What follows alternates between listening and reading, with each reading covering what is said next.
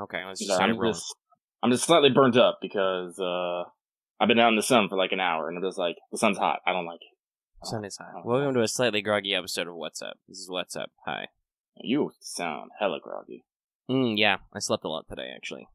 Oof. Big sleep. And unfortunately, I'm a little stuffy, but it hasn't yet been 24 hours, so I'm not supposed to take another allergy thing. It's good. Always listen to your, whatchamacallit, medical directions. Anyway, I'm going to farm FGO quietly in the corner. This episode is brought to you by our patrons like Adam DeHarp, Ahaigo Comics, Architect 10, Blacklist OG, Carlos, Qua, Jeremy Vasquez, Kylie Denton, Legendary Boss Hunter, Rogue Robin, Shawnee P, Some Guy Named Bob, Sodasun, 0424, 723, Video Gamer 75, and Zach Reed.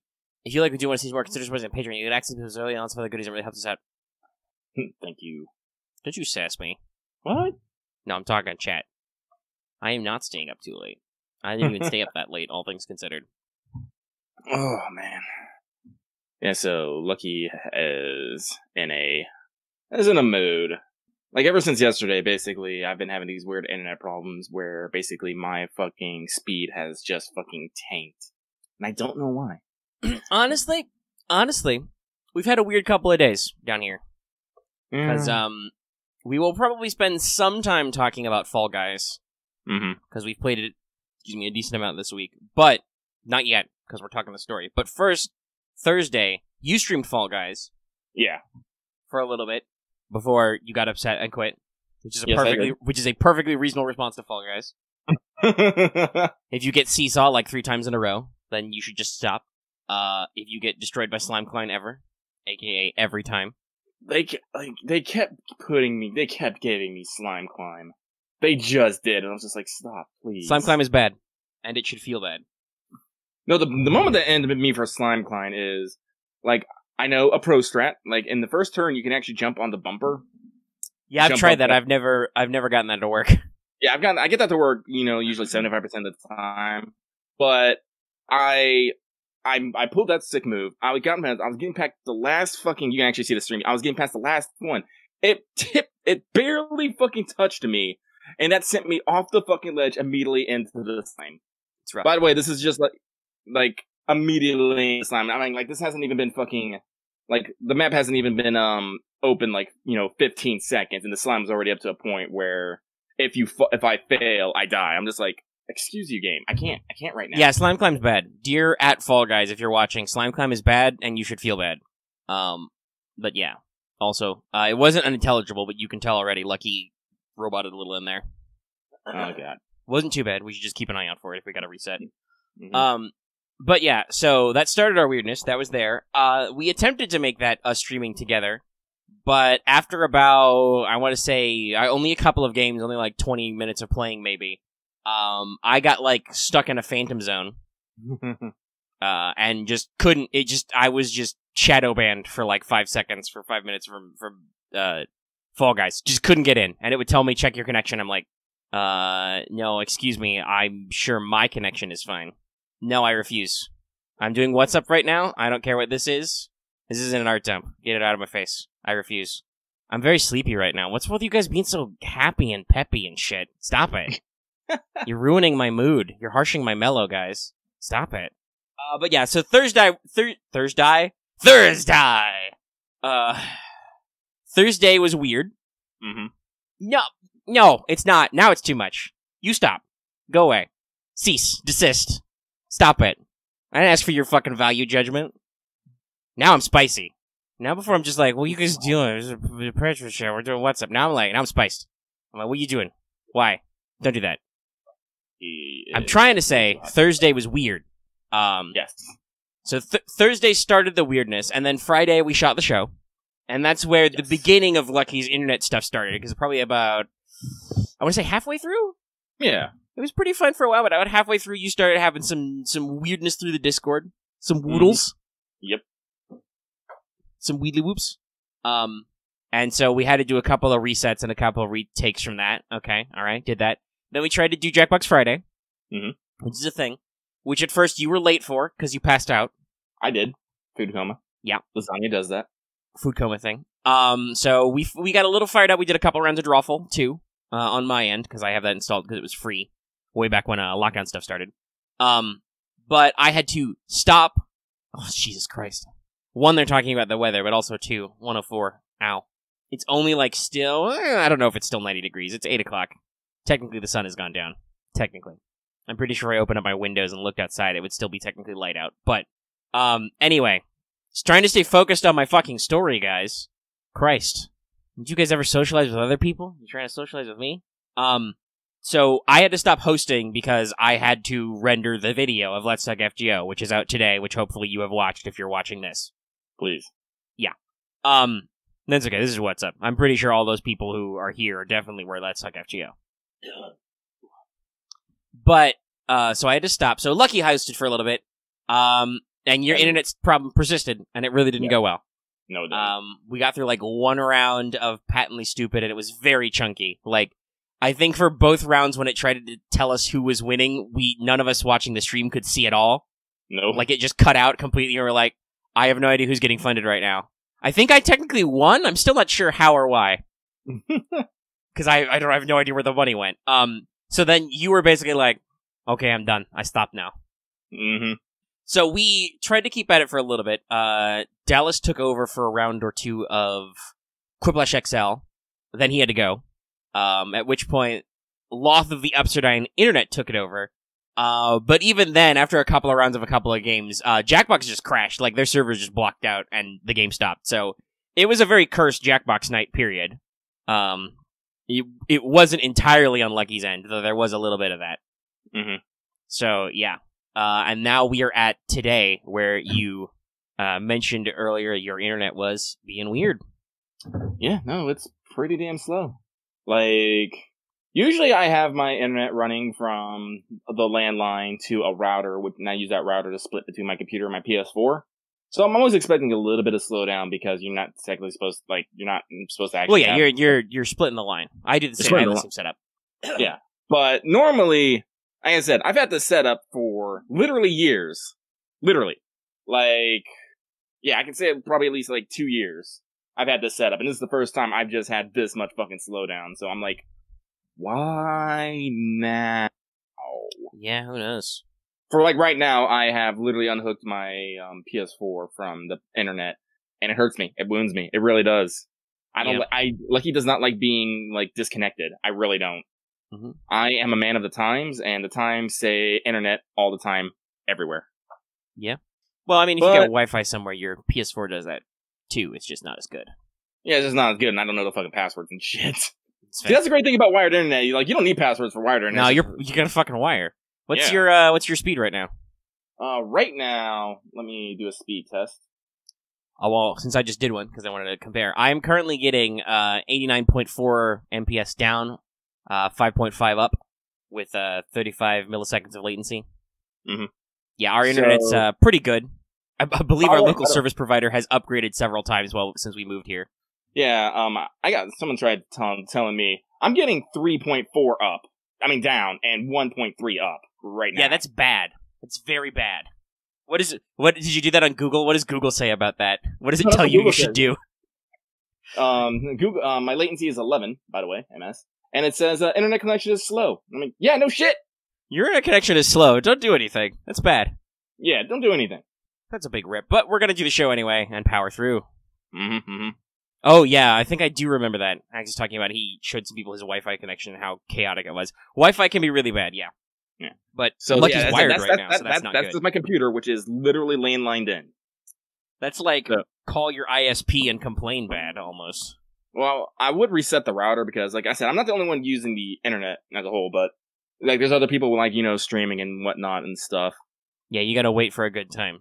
Yeah, I gotta wait for a good time.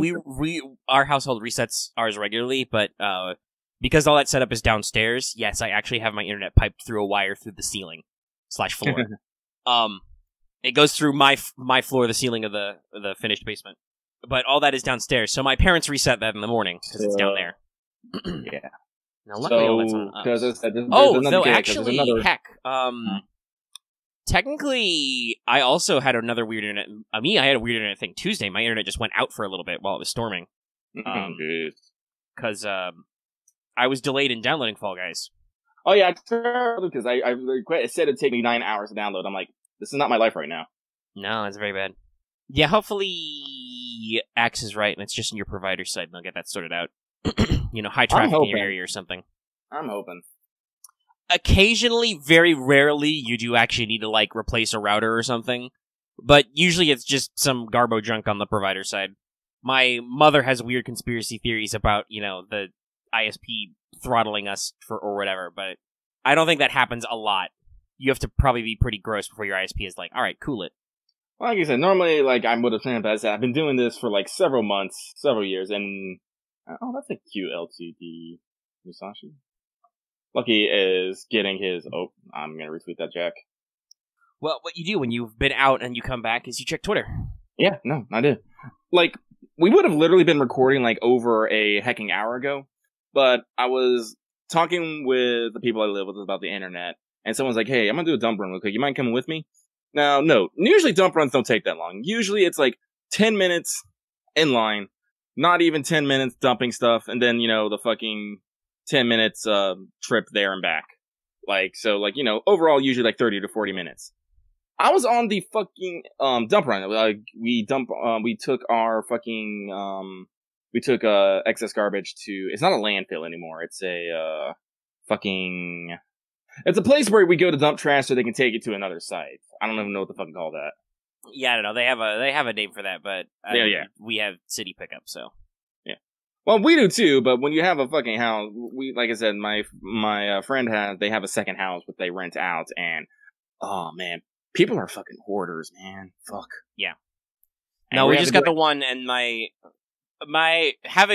doing a lot of home renovation and home improvement stuff. My parents, especially my dad, are well experienced with the call in the city for an extra trash pickup. Nah, we don't do that. We fucking usually just spend $20 to go dump. That's we just load up a truck.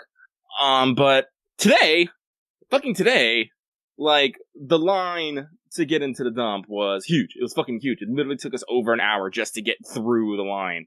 And it's hot. It's like, it's not as hot as some places, but it was definitely over 80. And Loki's just there like, I am fucking dying. I'm pretty sure one side of my body is going to be darker than the other side of my body by the time this is done. Because basically on my side, it was just one half was just constantly in the sun. I'm like, I'm burning. No, that's how that happens. You can get, in a bright sun, you can get burned inside a car or something. You gotta be careful. Yeah. But, but as I said, once we actually got through the line, it was like, we took 5 minutes to dump things out. It took us 5 minutes to get out the fucking dump. And then we came home and I was all like, fuck everything. I'm gonna go head to my room with the AC and yell at Omega. It's like saying I'm back. Yeah, so I think you said an hour. It's more like 2. Because it was at like 6:30, I was like, okay, I'm ready to do the thing, but I saw you having the internet trouble and you're like, okay, I'm ready to go. And then I'll give me a second to double check some stuff. And clearly, exactly when you said that, give me a sec while I troubleshoot a couple more things. That's when you left the safety bubble. Yep. And then then you saying, okay, let's do this is at 8:11 p.m. So almost 2 hours later. As I said, an hour of it was literally in a fucking line. Well, I guess I take that back. We did go get food because we saw the line and saw like, okay, we might be here a bit longer than we thought. So there was a food run in there too. Classic but food run. Fuck. But yeah, okay. That's our internet troubles, I think. Weirdness in life. Yeah. Do we want to go ahead and give the people what they want and talk about Fall Guys? Sure. Okay, so Fall Guys is the new hotness. It is the new hotness. Very hot. Well, it's free on PS Plus this month, and it's only $20 on Steam, so it's a big deal right now. Lots of people streaming, lots of people playing. Regular streamers, VTubers, the works. Everybody be doing the thing. We've done 2, and I've put a decent amount of hours in off camera.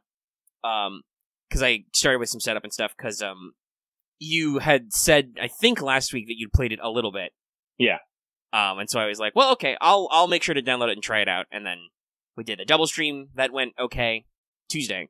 Yes. You should go and check those out. They exist.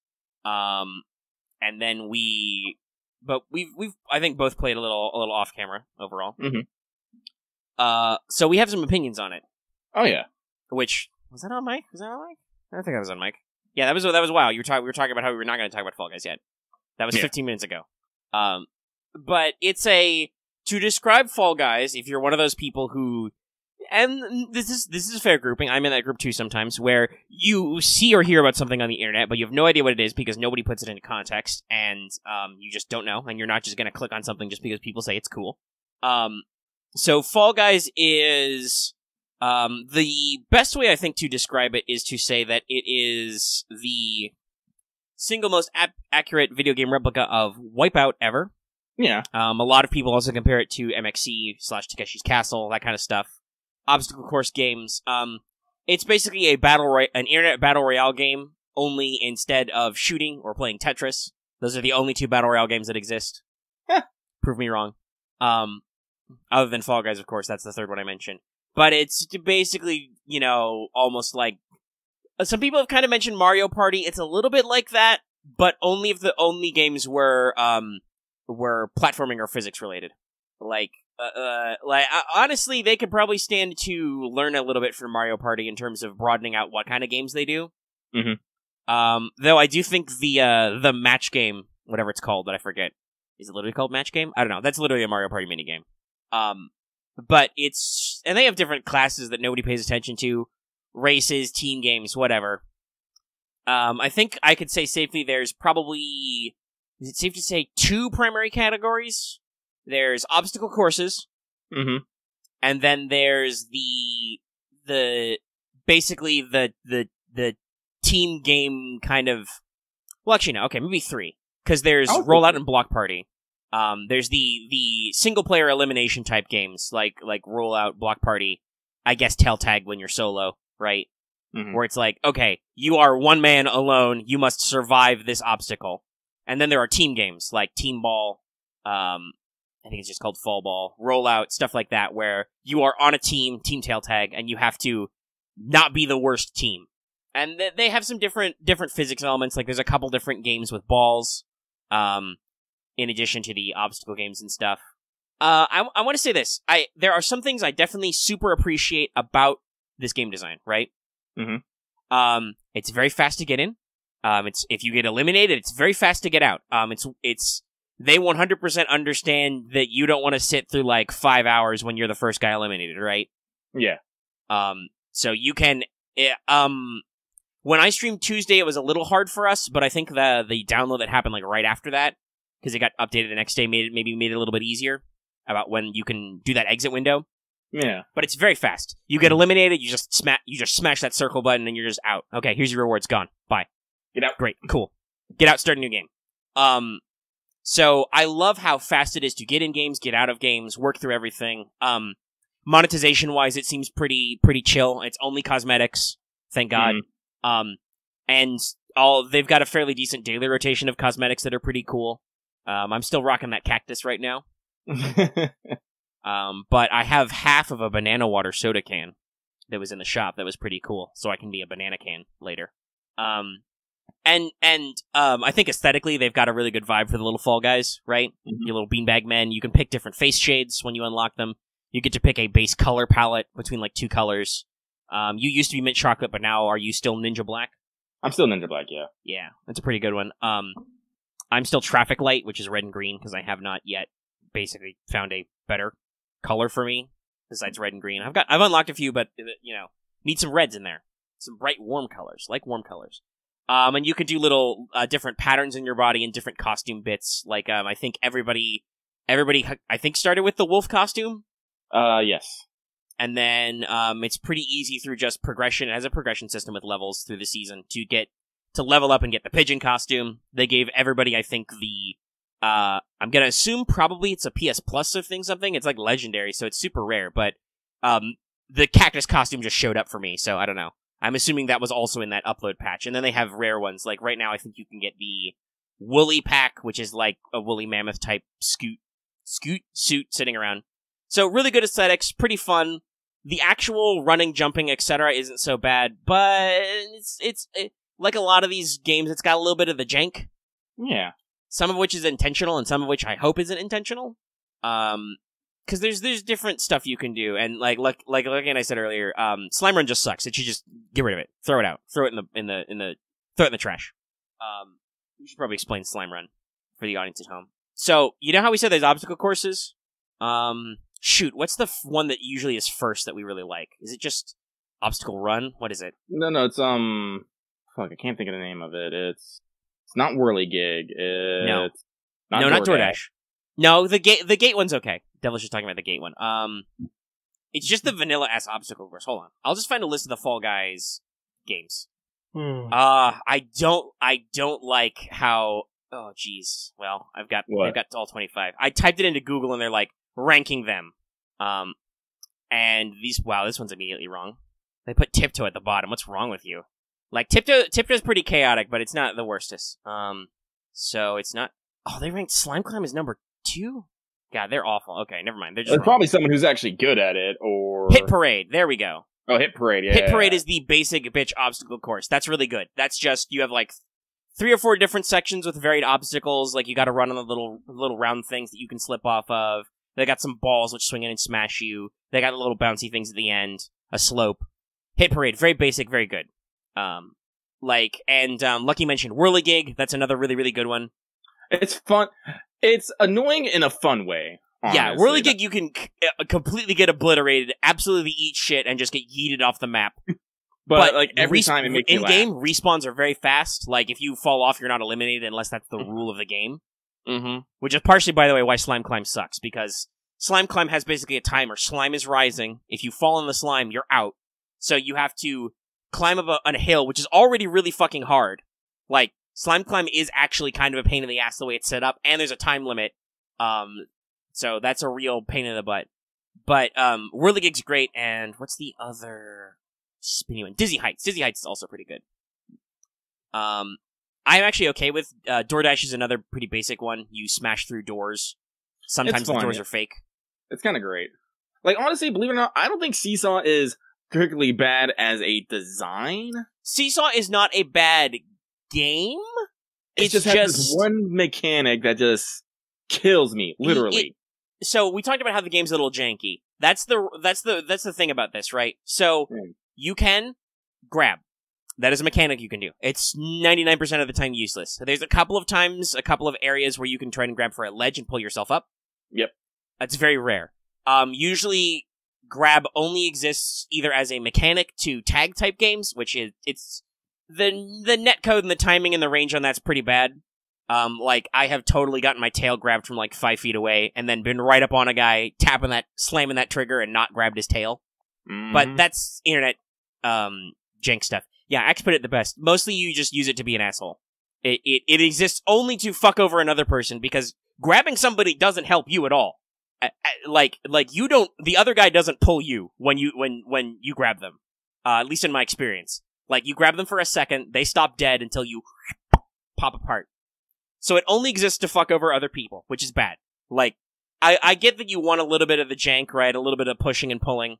Mm-hmm. And if you get like if you're standing still and a bunch of guys just absolutely slamming you, you get bowled over. Okay, cool. That's fair enough, I think. Right? Mm-hmm. Or you get jumped on and you might fall over kind of stuff, slammed, shoved. But the grabbing as the other player actively goes out of his way to fuck you over, that's just mean. That's bad. We should just not do that. That's probably a pain in the butt to code so that you can't grab in all games, but I would just prefer if you just didn't. Like if you could not actually grip other players. But the thing is, we talked about how you can grab ledges. You can kind of grab ledges. What you can't grab is the ground. Which, God, if Seesaw you could grab the ground, that'd be great. So Seesaw is a game where it's literally seesaws. There's little teeter-totters, they have an axis in the middle. If there's honestly any amount of weight on either side, if you put one Fall Guy on the side, it'll slowly tip. It tips faster and harder. That's an interesting mechanic. That might be useful for team games. But, if the more people are on a side, the faster it tips. And if there's a roughly even amount of people on either side, or if they're towards the center, it doesn't tip at all. But if you have a lot of people on one side, it tips sharp. Well, I would say you probably can't grab a player on the ground. You use both hands to grab, so that would be a whole different thing if you could grab 2 things at once. Yeah. But, so they tip. Alright. Cool. Except for 2 things. One, we talked about the jank, right? Mm-hmm. So, fall physics in Fall Guys, very janky. I have done a little hop or a little fall onto a seesaw that's tilted all the way up and been okay. I have taken a running jump on a seesaw that's slightly tilted, and I just, boom, and just roll right off into space. Into the endless vats of lube. And then you just spawn again. So that's kind of the one problem, and I think why everybody has problems with Seesaw. If you can get out in front, Seesaw's great. Theoretically, Slime Climb is the same. It's just it's not as guaranteed, right? because you have to have some finesse. There's one part. Oh god, there's actually. Let me see if I can find this. But so that's the first thing about seesaws that's a little frustrating. The second is that because they're seesaws and they fork, you can get completely fucked over. If you respawn on the wrong side of a seesaw and fucking everybody's on the other side, you just can't get on, and that's really annoying. Yeah, the slime climb tubes are bad. Like I swear to God, they spin because I can run over the round rolly things you can walk across in I just mentioned it, Hit Parade, easy. Slime climb, not so much. Here's an image. Yeah. If someone does that, you're fucked. You're just fucking fucked. Correct. If they are positioned, you can do nothing because you just bounce off them because Fall Guys are very rubbery. So yeah, it's a fucker. So like he's posted an image of a man just standing menacingly on the end of the slime climb tubes. Yeah, because that part right there is usually what gets me in slime climb. Right there, it's just trying to. Yeah, I've never gotten past that one. That's like no matter how many times I've jumped. Like I remember one time I was playing. I think it was on stream. I was like super in the fucking lead, and I literally like died. I got ate by slime because I tried to make this jump like 6 fucking times and failed every single fucking time. I'm just like, oh my god. But yeah, so seesaw I think is very unpopular, and generally people have a lot of PTSD and chaos about it because it's just so. It and slime climb have the real hell is other people problem. It's like driving a car, right? The problem is that usually it's not about you, though it's a little bit about you. It's about the other people. And seesaw and slime climb have that same problem. If other people are fucking around or getting in your way, or just you end up on the wrong balance side of it, you're fucked. There's nothing you can do because you have no control. So I would really like if they could either pull those out of the rotation and like rework them, or just improve some stuff slightly. Ooh, don't do that, please. Don't. It's real weird. We're posting weird Fall Guys images now. Let's see. So Tiptoe is actually pretty fun. That's the one where some of the platforms are fake. And then you have to like touch them, and and the correct one will light up, and you got to follow that to the end. That's a little rough, but it can be fun to do because you have to do a little bit of experiment. The primary problem is when there's a big cluster of guys behind you, you can get slammed around or shoved off. But not that bad. Totally Jinx is basically tag. That's okay, but weird. Perfect Match is okay. Team Tail Tag is, like I said, weird because of the grabbing, but not inherently evil. I'm actually okay with Gate Crash, the one where the gates rise and fall. It's all about timing. It's a pretty decent one. Just sometimes you gotta mind the gap. Yeah, you gotta mind some gaps, you gotta think about some stuff, but you can get a bad run of timing and get fucked because it gets in your headspace, but it's pretty fun. Hoarders is weird. That's the one where everybody has balls and you gotta keep them in your zone. But usually 3 of them technically start in one people's zone, but then they immediately move, and it's that thing I'm talking about, right? Where it's like, okay, so you're playing on a team with people, but people can just fuck you over if they feel like it. Yeah. Like if you just get into the thing and they get into their heads to block you, basically, you're gonna have a bad time. Yep. The hoop one is a lot of the team ones are a little hit or miss. Like I said, most of the time I don't mind the mechanics, except for pushing balls. I hate fucking pushing balls. Jesus fucking Pushing Christ. balls is, fall ball, rock and roll, and hoarders are weird because balls don't consistently behave. This might be, again, with like netcode and whatnot, but there's been plenty of times I've been trying to push a ball, it goes nowhere, and then someone fucking gives it a tap, and the thing just goes yeeting in the direction they want. Right, like, I'll do a fucking full jumping, flying tackle into a ball, and it just goes, boop, and then some other guy runs up and, like, taps it, bang, bounces over me. Okay, I see how it is. Now, I do wonder, since I did see that thing about grabbing and letting go, like, launches a player, is that what you do to balls? Is that the secret technique? Do you grab the ball and throw it? I don't know. There's a lot of hidden mechanics in this. I don't remember Jump Showdown at all. Rollout's similar. That's the one with the balls. That's the one where the other team goes out of their way to fuck you. Usually, by the way, that fails. Most of the time when I've played Rollout and when I see, like, say I'm on red team and blue team is doing the worst, and, like, 2 blue teams wander over, those guys never block me long enough to win. It's usually when the winning team realizes they're gonna win and they decide to fuck over one of the behind teams that then you get dogpiled. Ugh. Which sucks, but whatever. Mm-hmm. The egg scramble one is weird. I still also don't quite get that. I get it, but again, this is where grabbing mechanics kind of fucking suck. Yeah, you have to jump and grab a lot because, so there's eggs in the center and you got 3 goals because it's a team game. Yep. Once you deplete the center eggs, which will happen very fast, especially in a populated server, then you have to go into other teams' goals to steal eggs if you're behind. And if you're in the lead, you'll go on defense, probably. But Probably. to get them out of other players' nests, basically, you have to jump while holding something. It's rough. It's hard. There's also not really a good way, other players. Yeah, I've definitely had that experience where other people are, like, not understanding how the fucking seesaw works. I need to get my stabilizer.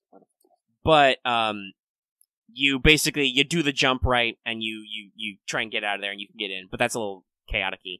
Fall Mountain's not so bad. I played Fall Mountain once. I got to the very end, but there was an asshole waiting, and he just got it first. Closest I've ever come to a win. I haven't won a game yet. Yeah, and that's what's kind of starting to kill me right now, is as many games I've played, I've never even come close. I'm just like, I'm just not good at this game, am I? Entirely possible. There's definitely a little bit of skill and luck, and maybe people are putting in more hours than we are. Maybe. But Fall Mountain's okay as a finale. That's usually the finale one. But they do also have Hexagon. Hexagon is fun, but Hexagon is much harder than Fall Mountain. Yeah, also usually not because of the thing, because the premise of it's very simple. You stand on a hex, it disappears. You run around to stay up, whoever's the last one up.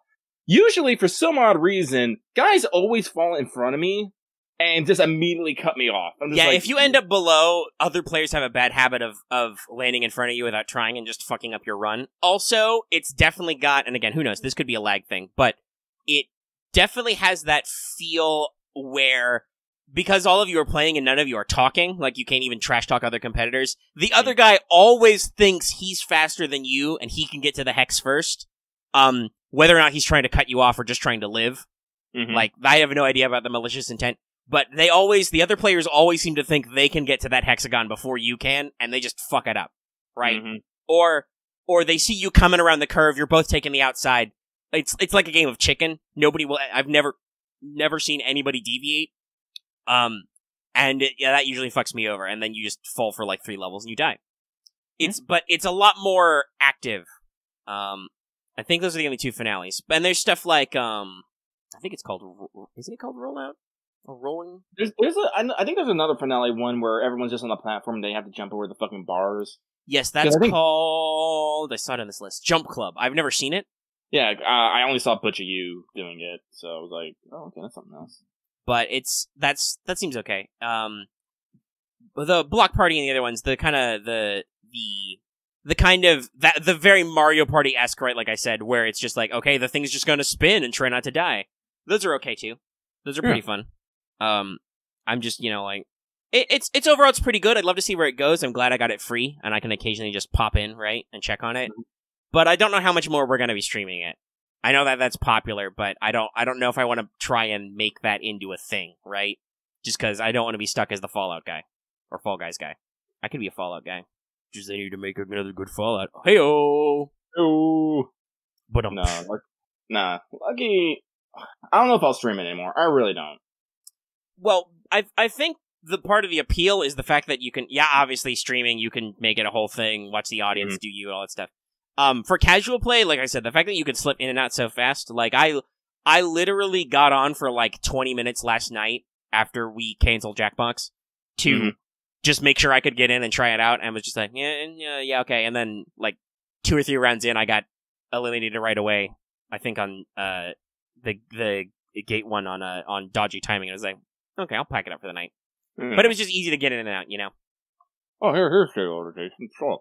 Sorry, I have my tablet pinned in my. I'm working on something right now. Let's see. It still doesn't look that much better, but whatever. I'll make it work. It'll probably be a fad game, yeah. Unless they announce like season 2 probably next month, and they rotate out some games, because I feel like they have definitely added some games since launch. But what people want, I think, is that some of these games to fucking go away. It's a pretty good game. They could probably do a little tuning to make it feel more fair and more balanced to people, and a little less just chaos. Because the chaos is fun for a little bit, but once you dedicate yourself to the craft of playing a game, the chaos parts are always the frustrating parts. But they've got the cute symbols, and they got the bright colors, and they got some fun. Music's very catchy. We'll probably both end up playing it off and on a little bit. I don't know if I can ever get it reinstalled. Oh yeah, that's right. You fully deinstalled it. Fit of rage. Yeah. A rage of fit. No, I didn't uninstall it. Though if I have to make more space, I might. I had to move some stuff around. Real quick, though, speaking of PlayStation games, if we don't have anything else to say on Fall Guys. Oh, I'm good. Sorry, there was a joke in there about doing anything. Listen, if our Fall Guys, don't call that a lucky. I do that too all the time. A what? Axe accidentally posted a line in another channel because he was looking at stuff, looking at a different one. Fucked it up. Fucked it up. Okay. Now I'm talking. I won't spend an apple and get more AP now. Sorry, I was farming FGO. Mm-hmm. I'll close it and pop my phone down. But yeah, if we don't have anything more to say about Fall Guys, I think I'm done. all right, that was a solid 30 minutes in there. I will very briefly, because I haven't played too much of it, but I will very briefly talk about Battlefield 1. I mentioned a couple weeks ago with the sale that I bought it super cheap. It was a game I was always interested in doing that for, because we here at Studio Mega have a sort of a relationship with the First World War time period. That was what I heavily based Mages of War on, the homebrew RPG that was one of our not earliest, but one of our early AP campaigns that we posted on the channel, all of which the quote-unquote first season of, and some of the playtest games are all on our channel. You should check out if you're interested in it. It's got links to the documents and stuff. But that's the time period that's set in, and I use that for a lot of drawing from, what kind of technology appears, what kind of weapons, different interactions and stuff. So, I've always been interested in seeing Battlefield 1. It's just, one of those games that's like, well, it's funny, but I'll pick it up sometime.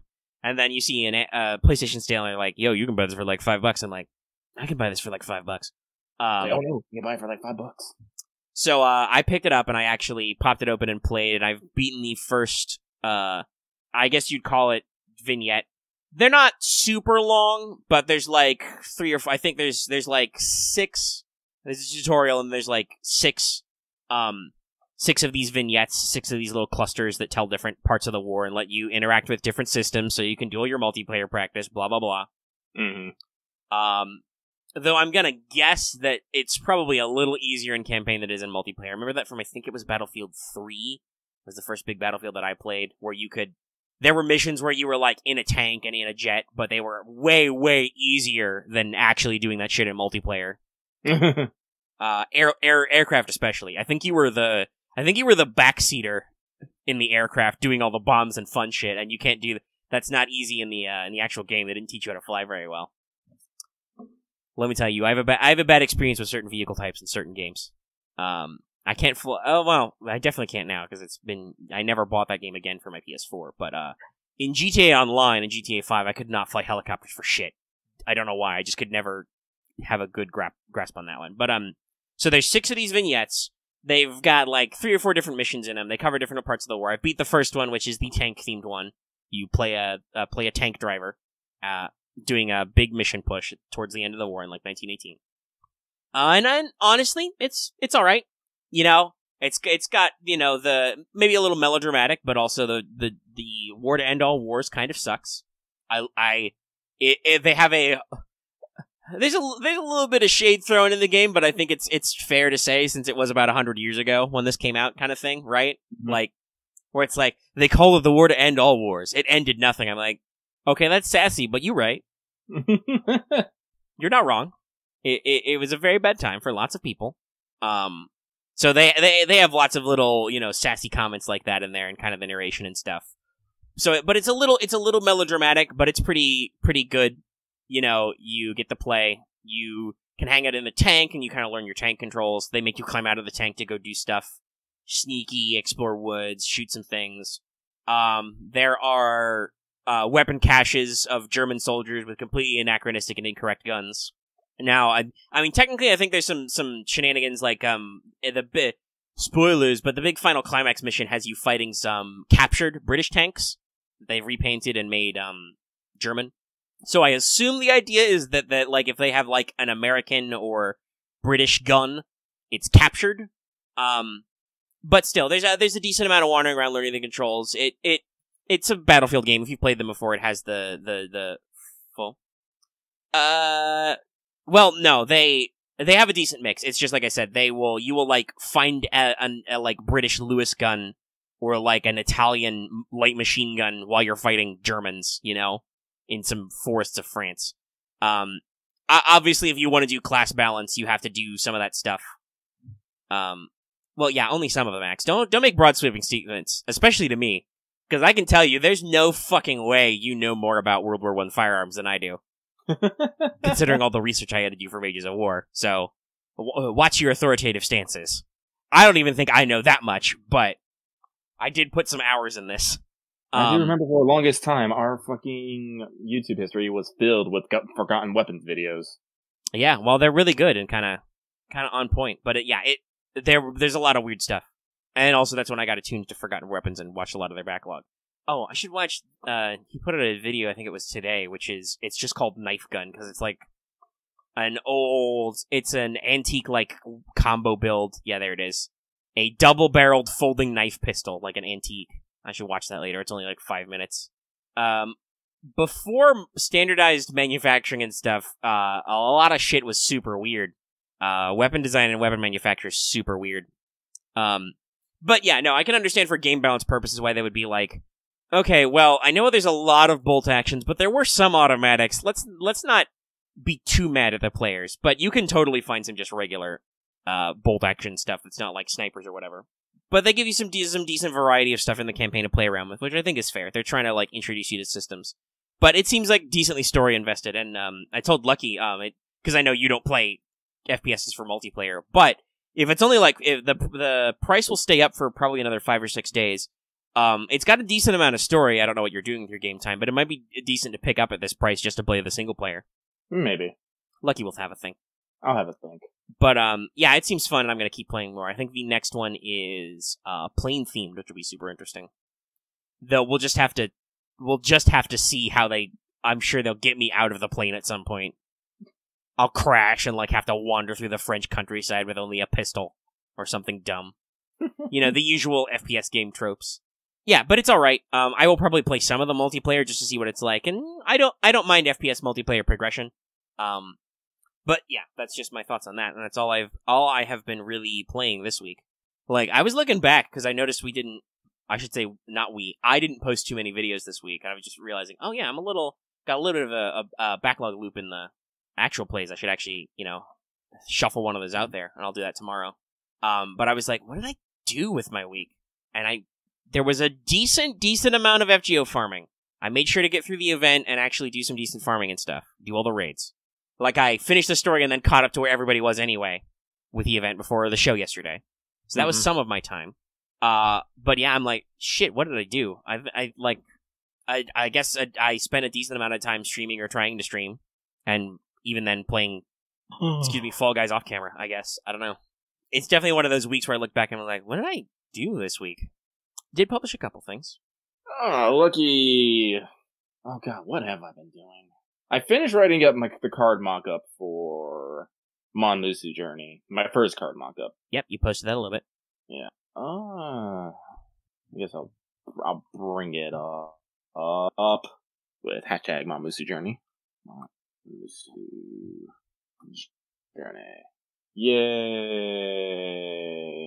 Oh, here it is. Copy. Oh, I got a couple. Oh, someone's actually asking me some stuff. Oh, I'll mention.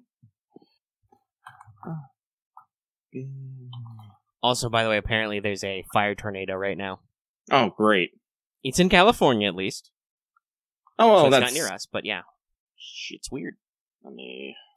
Also, though, there was that weird weather. Somebody a couple of people posted some jellyfish lightning shit that I don't even remember. Mm-hmm. There it is. Yeah, so... Yeah, here's the card mock-up with a bunch of side stuff. Let's see here. Architect again going gender bent Lucky win. I don't know. Let me get first regular Lucky out there, then we can talk about it. I mean, let's see here. Yeah, Lucky is looking at this thing. Mm-hmm. Lucky right now just kind of looks at you. Oh, okay. I think Architect is just making a joke because they literally tweeted that to you. Yeah. No, it's in response to something I put in the fucking flavor text. But yeah, so basically got the first card mock-up. I had showed it to other people earlier, and they gave me some feedback, but I haven't really done anything with it because I'm just like, no, I like this. Fuck you guys. Sometimes you gotta find your design. What were people saying? Oh, a lot of people were saying they didn't like having the values over the icons. And I mean, that's fairly standard. That's not that unusual. Will you let, like, smaller icons and space next?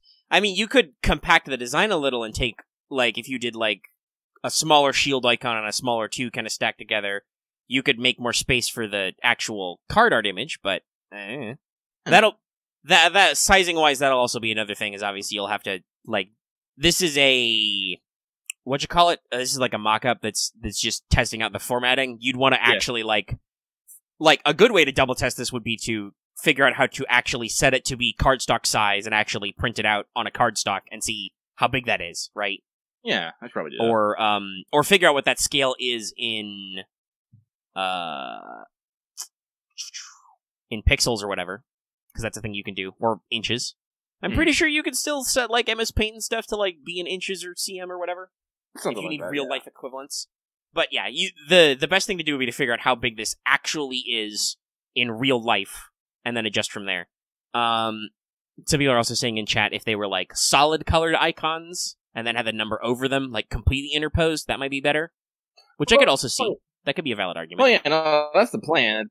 That's the plan. It's like, I wasn't just gonna have this little fucking stick figure be the sword figure. It's just like, no, they're gonna be, like, full, like, detailed icons, and the fucking, numbers are probably gonna be something that pops against them. But I'm not gonna go, like, through all that trouble on the first mock-up. Well, yeah, no, you're just like you said, just testing the formatting, making sure that this is vaguely legible and not weird. Yeah. Which I agree that it is not. I think it's pretty good. Other than that, maybe the attack and defense icons cut into the image a little bit too much.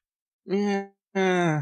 But other than that, and that again, that'll be a thing for like you to actually, like, do a sized mock-up and figure out how much space you have. Mm-hmm. But everything else is fine. Like, I don't know. I mean, theoretically, depending on how many traits you're planning on getting and how big a text you need, that text box might be too big. But in terms of general spaces, the 2 text boxes, the icons placement, it all seems fine. And if you have no idea what the fuck Omega's talking about, go find Lucky's Twitter and look at the image yourself, nerds.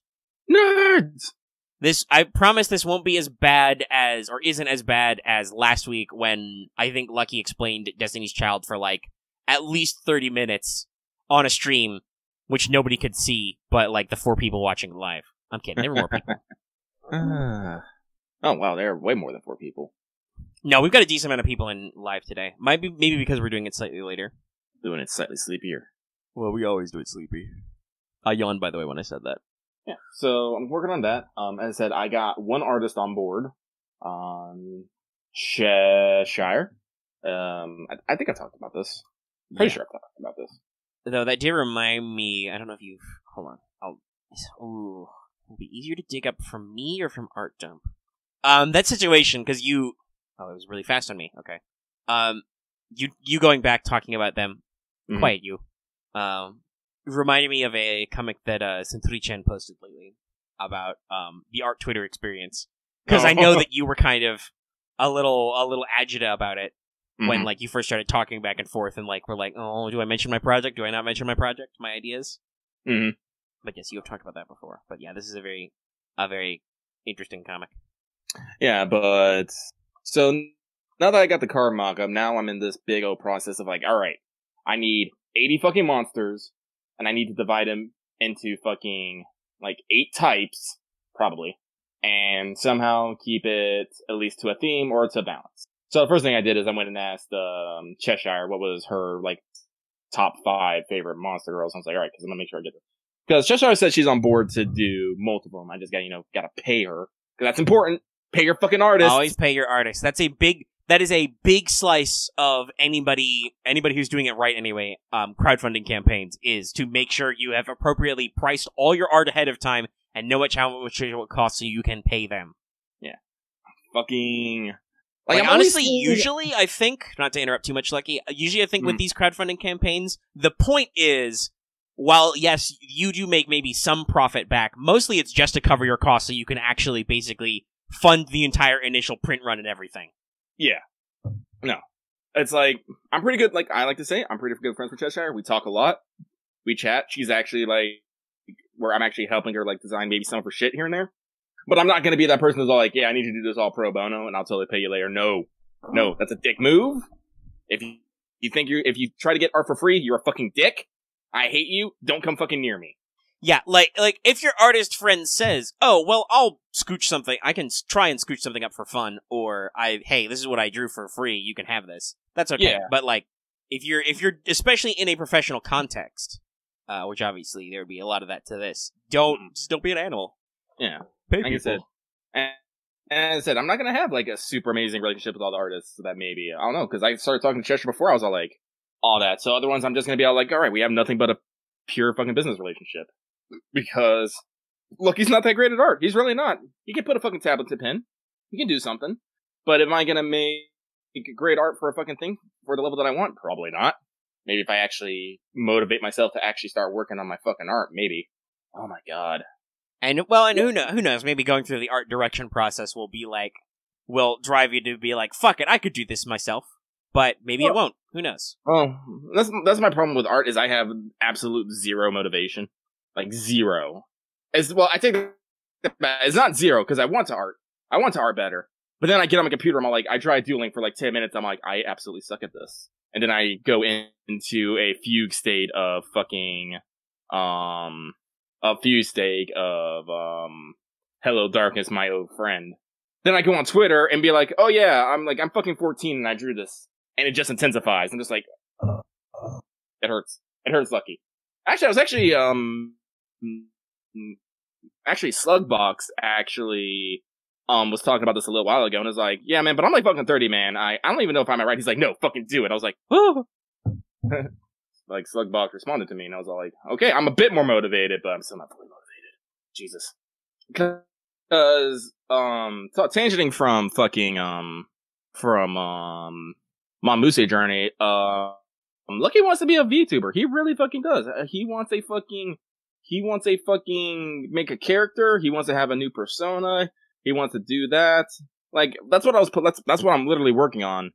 Up there is I'm trying to get my initial design down before I start trying to fancify it. And it's like, yeah, it's gonna be a dude who just has a giant fucking bunny hoodie. I'm like, yeah, that'd be great. I have someone who can wiggle and waggle on fucking stream. I want that. And honestly, as tech gets better, you've got facial tracking and all that stuff, expression tracking. I believe most of the VTubers people are familiar with are animated. Basically, they basically have kind of a live 2D kind of effect. Oh yeah, like they're drawn with a certain angling towards the live 2D type of model, and then they are rigged to move appropriately. Mm-hmm. And I can figure that all out. I just need to get the fucking art done for it.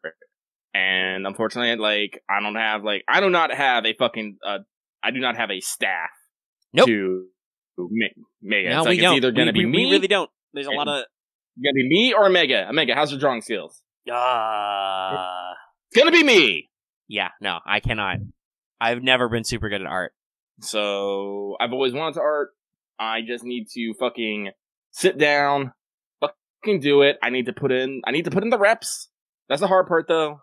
Is me getting out of bed, sitting at my desk, and spending hours upon hours hitting fucking Control Z as I try to get one fucking line right. Oh man. Yep. I used to be pretty decent at art, but it went downhill. I just went downhill. Ugh. I gotta get better. Gotta get good. Because I really do like VTubers and all. Like, I'm constantly watching the videos in our WebVid channel. And, yeah, I've started watching. I can recognize I can recognize some of the memes. Like, I know Corona is the fucking Yubi, fucking Hot Chama, don't let her fucking cook. All that kind of stuff. It's like I can recognize some of the stuff, but at the whole, it's like, no, I want to do that. Yeah, there was some, speaking of the memes, there was some mad ladding.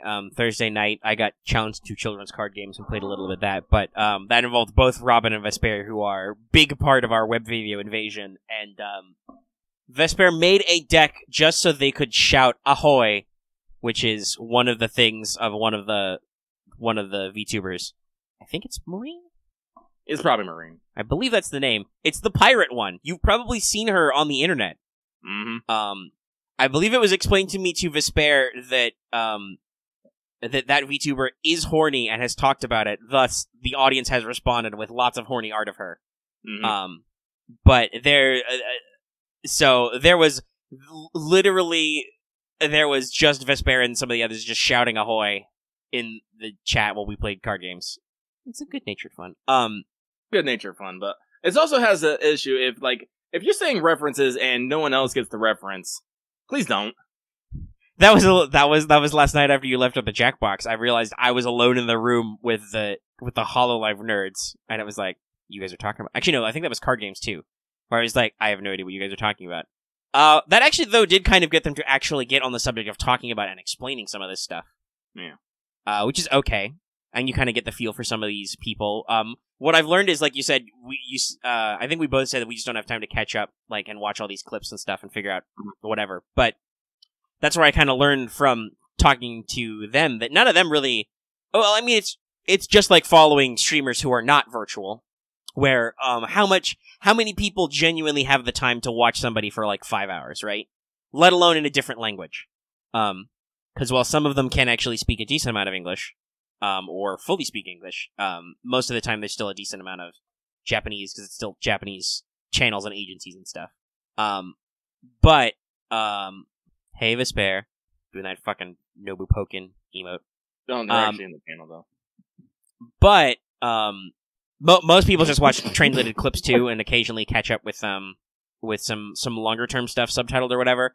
So that was kind of realizing that everybody just does that, kind of made it easier for me to go, whatever, I'll just pick it. Then I can just pick up clips that I think sound funny. Shit. I don't think either Lucky or I have established we have the full time to actually, like, get super into it, but we might pick up favorites and watch some clips every now and then. Oh yeah, HoloLive just recently launched their 5th generation, and I do love me some Lammy. She is the precious and the thick. Yeah, I haven't actually seen many clips with the new ones yet, but I've seen their designs, and it's pretty... They got some interesting stuff. They have... honestly, this... I think I've said this before off mic, but this... I'm not surprised that VTubers are popular, especially right now, right? Like, they're experiencing a lot of growth right now, but it makes sense, because there's still a lot of people at home, in and out of Japan and stuff. Well, yeah, I kind of figured they're brand new. I'm just like, I haven't seen anybody, like, chunk out any of that, so... I'm not very super familiar with them, but it exists. But, so, ooh, that's interesting. The thing about, like, HoloLive, we're talking about that a little bit, in the chat. The thing about HoloLive is that they're actually, like, effectively they're like an agency. The same as, like, music, if you're a Japanese idol, right, or part of an idol group, you have a music talent agency who does all that stuff. Actors will be with certain agencies or studios, whatever. It's the same. I really can't remember it, but it used to be a big deal on YouTube. There used to be a name for this, and it probably still is, but it's like media groups or media networks. And it was a big deal that big YouTubers were part of these groups, but I feel like a lot of people got burned by that. Mm-hmm. And so a lot of the big names like broke away. Like, I remember Game Grumps, for instance, used to be associated with, I think it was Maker. MCNs, yeah, I don't remember what that stands for. I remember the thing. Media Content Network? Are you chuckling, Lucky? Sorry. Where I get, that's right. Where I get a lot of my clips from is I just like to go to out of context VTubers. Oh boy, I should probably follow that on Twitter. I love I'm not I think I said this another time. Lucky and I are both too old for the TikToks. Like, if somebody posts a TikTok on the Twitters, I'll follow it. I'll watch it. But I am still a fan of tiny video clips, short video clips on Twitter. So fuck it, I'll follow this. I'm following too many people already. I'll follow it. I need to figure out who this dude is, because he makes me laugh. But yeah, so good energy I want in my streams. I will not watch it right now because I don't want to steal their audio. Yeah. But yeah, the MCN thing, the multi-channel networks, that used to be a way bigger deal. HoloLive is basically still like that. They are a brand, right? They have a actual collective of all them, and then but they have their own individual. I believe they all have their own. They have individual channels and streams. I think. Yes, I believe they so. all have individual channels. Yeah. Okay. I understood. Lucky, he said that there. He roboted a little for you. Sometimes they collab. Yeah, they hang out because they're part of the same agency, and they seem. I assume some of them are friends in real life and stuff. But they do have a lot of this big networky type feel, but also there's a decent amount of authenticity. I feel that gets across. Like there's character, but there's also breaking character. Kizuna Ai is a very good example of a character. She insists that she is a computer. She is definitely not real, even though I'm reasonably sure that Kizuna Ai has an actress. I can't be sure though. Well, yeah, Vesper said that. It does seem that genuinely there's a lot of authenticity and there's a little bit less of the facade, right? Because here's the interesting thing is because they have like a virtual interface, they don't necessarily have to be like, what's the word I want to say? They don't have to put on, the service face, Right. They don't have to have, they can skip some of the aspect of the virtual presentation and, as I was saying, Japan and a lot of East Asian cultures are big on the concept of face and kind of public presentation. Japan is a very formalized place, which is why we've talked about how fucking nuts and harsh Japanese internet culture is. Like, they're wild because that is their place where they can actually let their emotions out. And honestly, they're probably so extreme online because they cannot at all let anything out in public. Basically, Japanese public life shit is so bad that if you post, like, a photo or something, or you say something people don't like on Twitter for real, you'll get fucking fired from your job, right? Like, yeah. Even in America, it's not usually that bad unless you really go out of your way. Like, unless you're really being an asshole. Yeah. But, because they don't have their faces showing, they can be wild and free. Right, say so whatever. They're characters, so they can embody their character and arguably be more real, be more authentic. Which is a big deal. Like, we've talked about this before in talking about internet stuff, and I think part of our, tiny corner of success. But generally, honestly, this is one of the things they teach you if you pay attention to other people, bigger creators. The big thing is to be authentic. Yeah. Like, sometimes there's a little massaging or whatever, but, like, if you watch, we mentioned them earlier, Game Grumps, if you watch Markiplier, if you watch, like, Achievement Hunter, whoever, if you watch normal, real-life people, video game Let's Players and streamers and whatever, they're usually being pretty authentic. Like, there might be a little bit of exaggeration, there's a little bit of the presentation face. I saw a clip from Game Grumps Best of this month where they were talking about where apparently they lost the audio for some, A Link Between Worlds footage, so Danny and Aaron were watching it and commentating over it in the past. And Aaron had a great comment where he was like, so watching this back while we're not playing it, really puts you in the mind of the audience, because I feel like I can understand that at the time we were talking about something or we were trying to figure out something to do, but watching it back, it looks like we're just wandering around in circles and you just want to be like, what are you doing? Aren't you going somewhere? Which really how it is when you're doing stuff like that is like you, especially because Game Grumps is set up in that, like, the two-man, buddy cop system. Or if you're doing, arguably Achievement Hunter has it the best because they usually get a lot of people in their videos and streams, right? So if you're not part of the conversation or you're not part of the thing, you can, like, pop down and the editors can, like, switch off your camera view and stuff. But Game Grumps for the buddy cop, or if you're flying solo especially and you're trying to make conversation, you can get easily distracted by trying to do the video part of the video and not focus on the game bit. But yeah, generally, people are authentic. There's not a lot. There's maybe just exaggeration. I assume that's how it is for VTubers. But they get to combine that, right? They get to combine that authenticity because they're already fake. They can be more authentic with their presentation. But also they get to have weird character gimmicks and all these cute anime character designs and stuff, right? It's like... Like how every YouTuber and every YouTuber's mother dyed their hair a weird color for a couple of solid years there.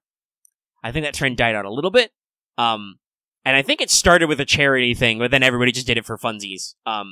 Like, people added that slight bit of visual flair for the face cam. VTubers is just like that, but better. And it's a pretty accessible technology, and I'm kind of glad it's taking off. I'm interested in that kind of stuff. You can do a lot with it. People ask me, like, what would my VTuber avatar be like? I don't fucking know.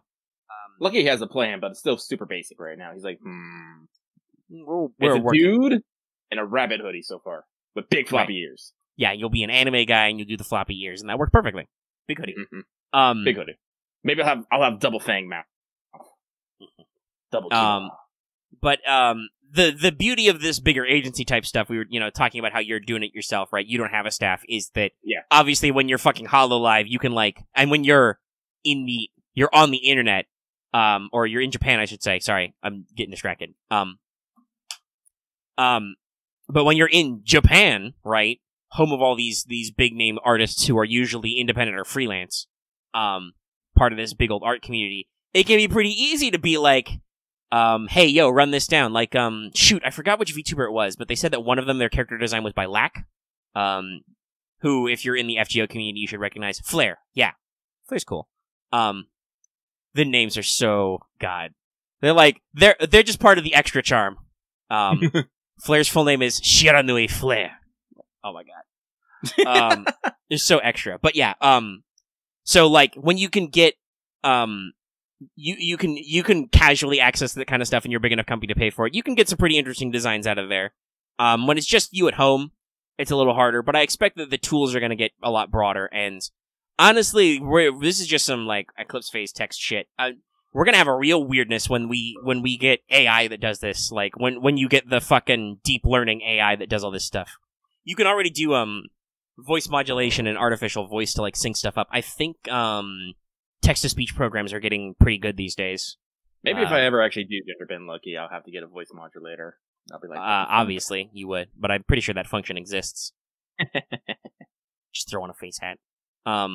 I kind of compared this, right, with, like, because some of them can sing, obviously some of them seem to have some acting training or whatever, or some other presentation. Some are just probably, maybe they were experienced streamers or whatever. But the VTuber kind of combines the flair and pop of something that's designed and processed with the authenticity of just a casual streamer.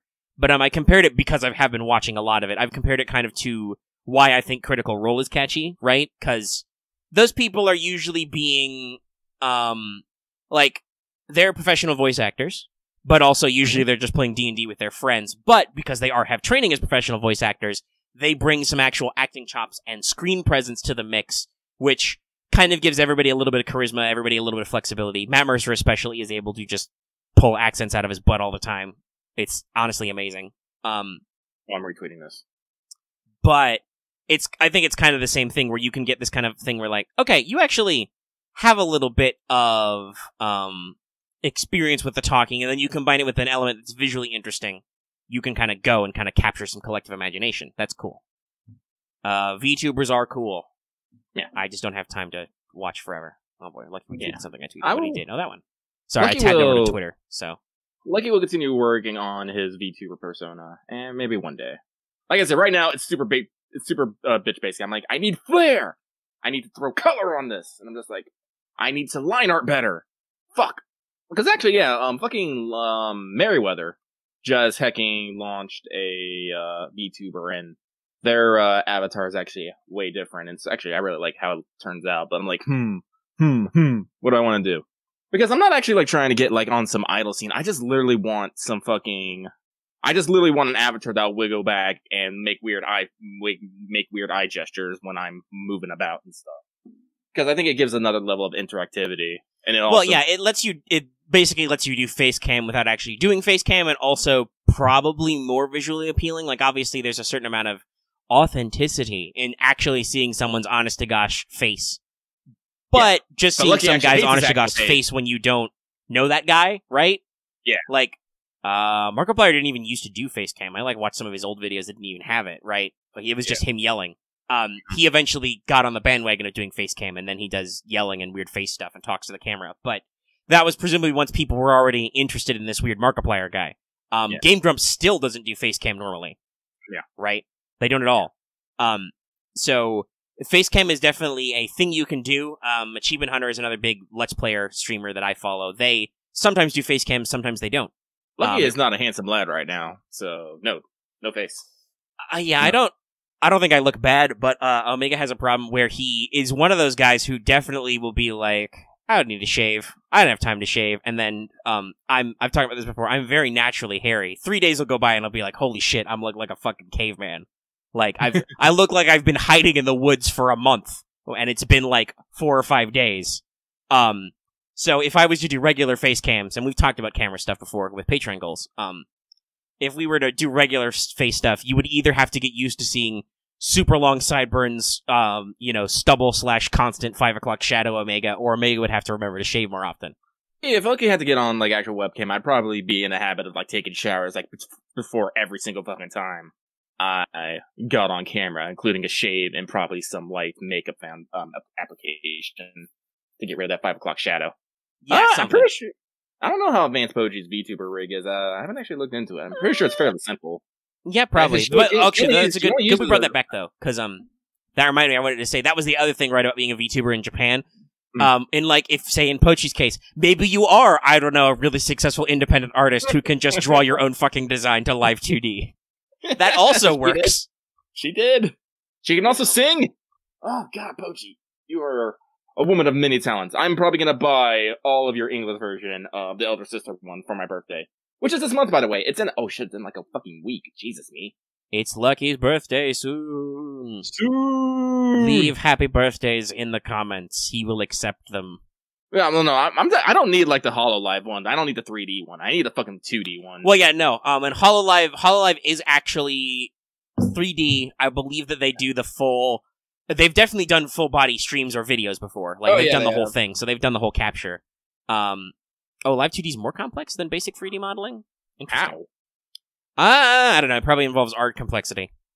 This is one of those things like why everybody switched to shitty 3D CG cartoons.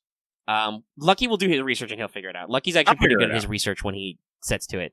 He's just got to put his mind to stuff. Listen. The only reason why Lucky hasn't taken over the world is because he has zero motivation to do anything. But yeah, I remember. There was a it was related to Coco. There was because I saw that she had a full 3D body rig. Mm-hmm. But that was part of the video was titled something like Her True Nationality Comes Out.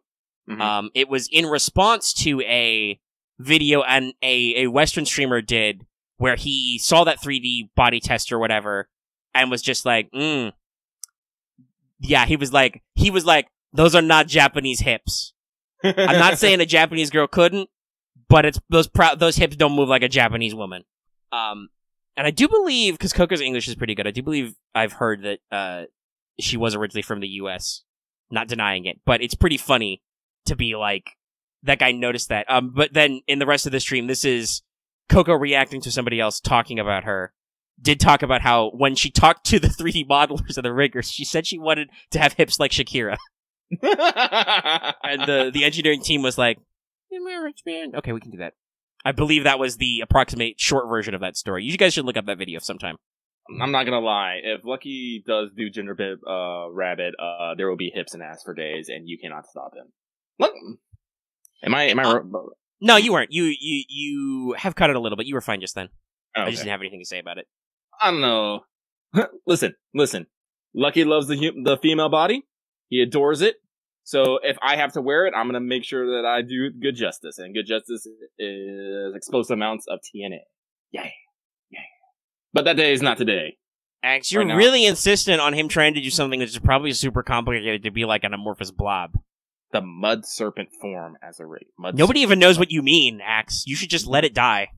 Ax has been talking about this a little bit while we were talking about your VTuberness. He keeps bringing it up, and I'm just like, I don't understand what you mean, and I don't know if that's good. Mud serpents. That's not at all what that is. That's just Tyranny Bunny. That's just Tyranny Rabbit. I mean, I admit he's got I would compare Tyranny Bunny to Aku, the evil shapeshifter, first of all. But yeah, I don't like you could probably do a version of your VTuber, like you could activate like dark mode and like shade him and do something weird, but you with the face, like if you're doing like face capture rigging and stuff or face sensing, you probably want to be careful about how much doing too much weird shit, because that could get weird looking in the audience. Like again, I'm trying to get a standard design right now. That's the first thing. Then if you want to do like weird bendy shit later, that's fine. Yeah.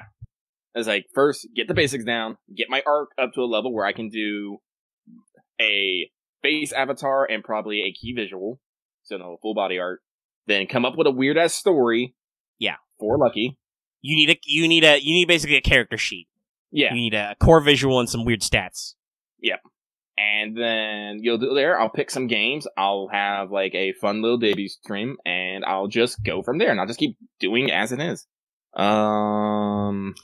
I do appreciate, because I think that's the second time I've seen that reference, that apparently all of the, it seems like all of them, because it's been multiple ones, but the VTubers characters refer to their character designers as Mama. Yeah. That's adorable. Mm-hmm. It's always, technologically, I'm like, some people are like, man, this is getting out of control, this is weird, they're everywhere, but this kind of tech shit I love. Oh, yeah. And I love that they're kind of, like I said, building their own community with their own slang and stuff. It's neat. Lucky's story would actually be that Lucky has a split personality, and whenever Lucky is speaking in third person, it's actually that other personality, and it has now come to the fore. His anime self is showing. Mm-hmm.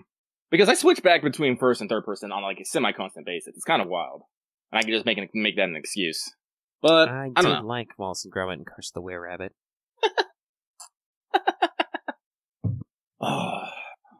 Tech is cool. Tech is cool.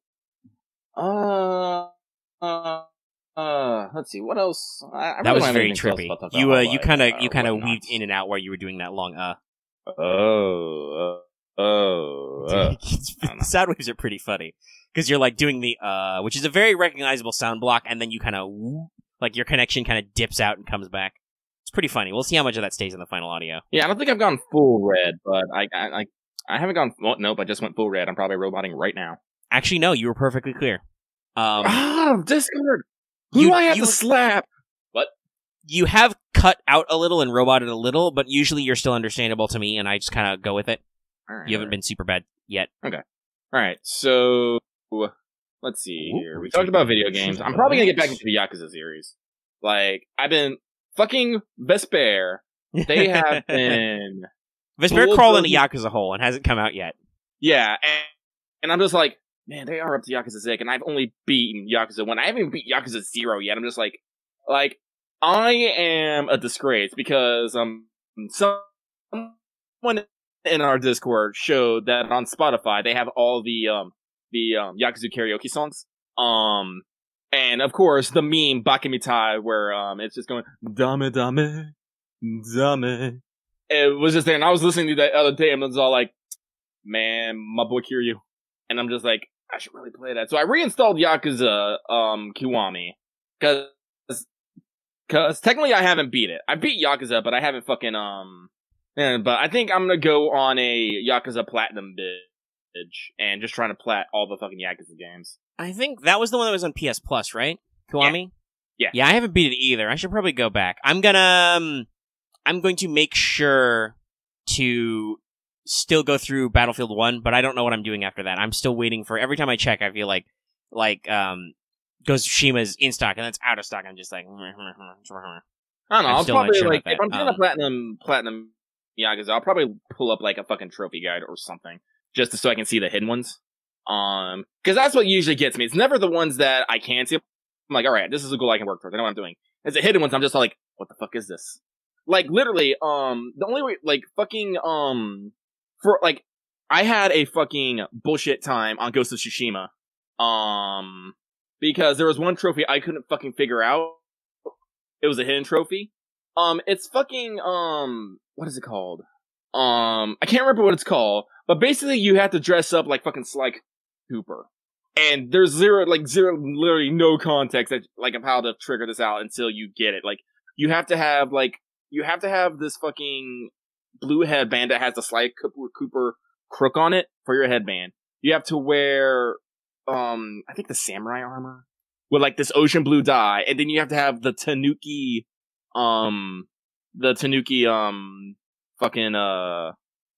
sword skin. And I'm just like, I never would have figured this out if I hadn't gone and looked it up myself. Literally spent like half a day like running around like, did I miss something? Did I forget to pick something up? Is there some secret? No, it's just I had to wear a crazy ass fucking combination. Never would have figured it out. So, yeah, like once I've beaten the game, I'll probably be like, alright, it's trophy guy time. Cause I think the biggest problem I have with Kiwami is dealing with Majima, because Majima everywhere is fucking RNG as fuck. Yes, I think I remember because I know some streamers. Ray Narvaez, Brown Man. He used to be with AH and then he went full-time stream. I occasionally see what he does. I can't watch him live because, again, I talk about this. Who has time to watch a fucking 5-hour stream? But I believe he's a pretty big fan of Yakuza, and he has done some streams which were just hunting Chivos, because achievements for him, but basically trophies are a big thing. And where he was just spent, several hours hunting for Chivos and doing bonus shit in Yakuza, because I've seen those streams posted and seen the clips. Yeah, but if I don't figure out what I want to do, maybe I'll go back to, if you're going to be playing Yakuza, maybe I'll go back to playing the Kiwami. At least play through Kiwami, because I liked it okay. Yeah, no, like I said, like I've always loved to romanticize Yakuza stories. It's an interesting genre. It is. So I wouldn't mind playing it through. Because otherwise, I don't necessarily, other than trying to purchase Ghost of Tsushima, I don't know what I'm going to be gaming with in the not-too-distant future.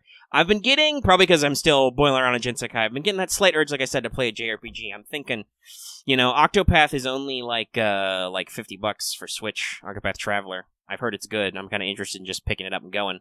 I'm actually thinking of, well, I said, I got Tales of Cold Steel coming out, October? Yeah. And I need to get my October game is Star Wars Squadrons. Yeah, mine is going to be Tales of Cold Steel 4. And maybe Squadrons. I don't know. I might play with Omega, but I'll probably only pick it up because of Omega, so I'm just like, By the way, that is also, I'm going to stream the shit out of the game if I make no money from it. I will probably stream me, if I can, stream me doing the story mode, and then I'll play multiplayer on my own, hopefully. It seems fun. It seems like it's up my alley. Yeah, November is gonna be fucking Cyberpunk all day, every day. I have to look at the fucking ratings and be all like, can I stream this? Like, I don't know. Like, they're talking about Cyberpunk. No, I think there's probably gonna be nipples in it. I might. Yeah, I know. I'm just like, listen, YouTube is pretty copacetic with us. Like, we haven't gotten a copyright strike in forever. There was that temporary takedown weirdness with that stream, but we got that resolved, and that didn't result in a violation strike either. So we could test ourselves and see what happens. I'd be willing to risk it. It's not like we're a danger zone channel and in danger of getting fucked over. And supposedly YouTube trusts us. We should just probably not attempt to monetize that normally. Just to be safe. Yeah. But we could experiment. We could experiment. And with Squadrons, I'm just like, yeah, no, I understand that it's Disney. Disney owns all the Star Wars music now. Even when I haven't monetized streams, they've gotten on my butt for playing Star Wars games that are streamed, right? So I just know that they're going to totally block the monetization on that because Star Wars music. But I don't care. I'm super hyped for this game. Actually, that's right. When does Tales? But yeah, I've just been thinking about another big video game play, and who knows? I still need to beat Persona. Other people have been talking about Shido's Palace and stuff, and been like, it's kind of a pain in the ass. I'm just like, yeah, it's gonna be kind of a pain in the ass, isn't it? I don't know. I'll have to see where I'm at after I will actually play through all the single player of Battlefield 1, and then I'll see where I'm at with my urges if I haven't just bought a new Switch game again since then, because I sometimes get that feel of just man, I really wish I could lay down and play something. And that something wasn't farming materials or Annihilation in Arknights, because then I'm not actually playing anything. Oh god. Because I'm pretty done with Super Mario Odyssey. So as far as I'm concerned, so it's yeah, I don't know. I fucking eat it, all these fuckers. Yeah. So right now I'm probably gonna be playing Yakuza and the Trails and Skies series.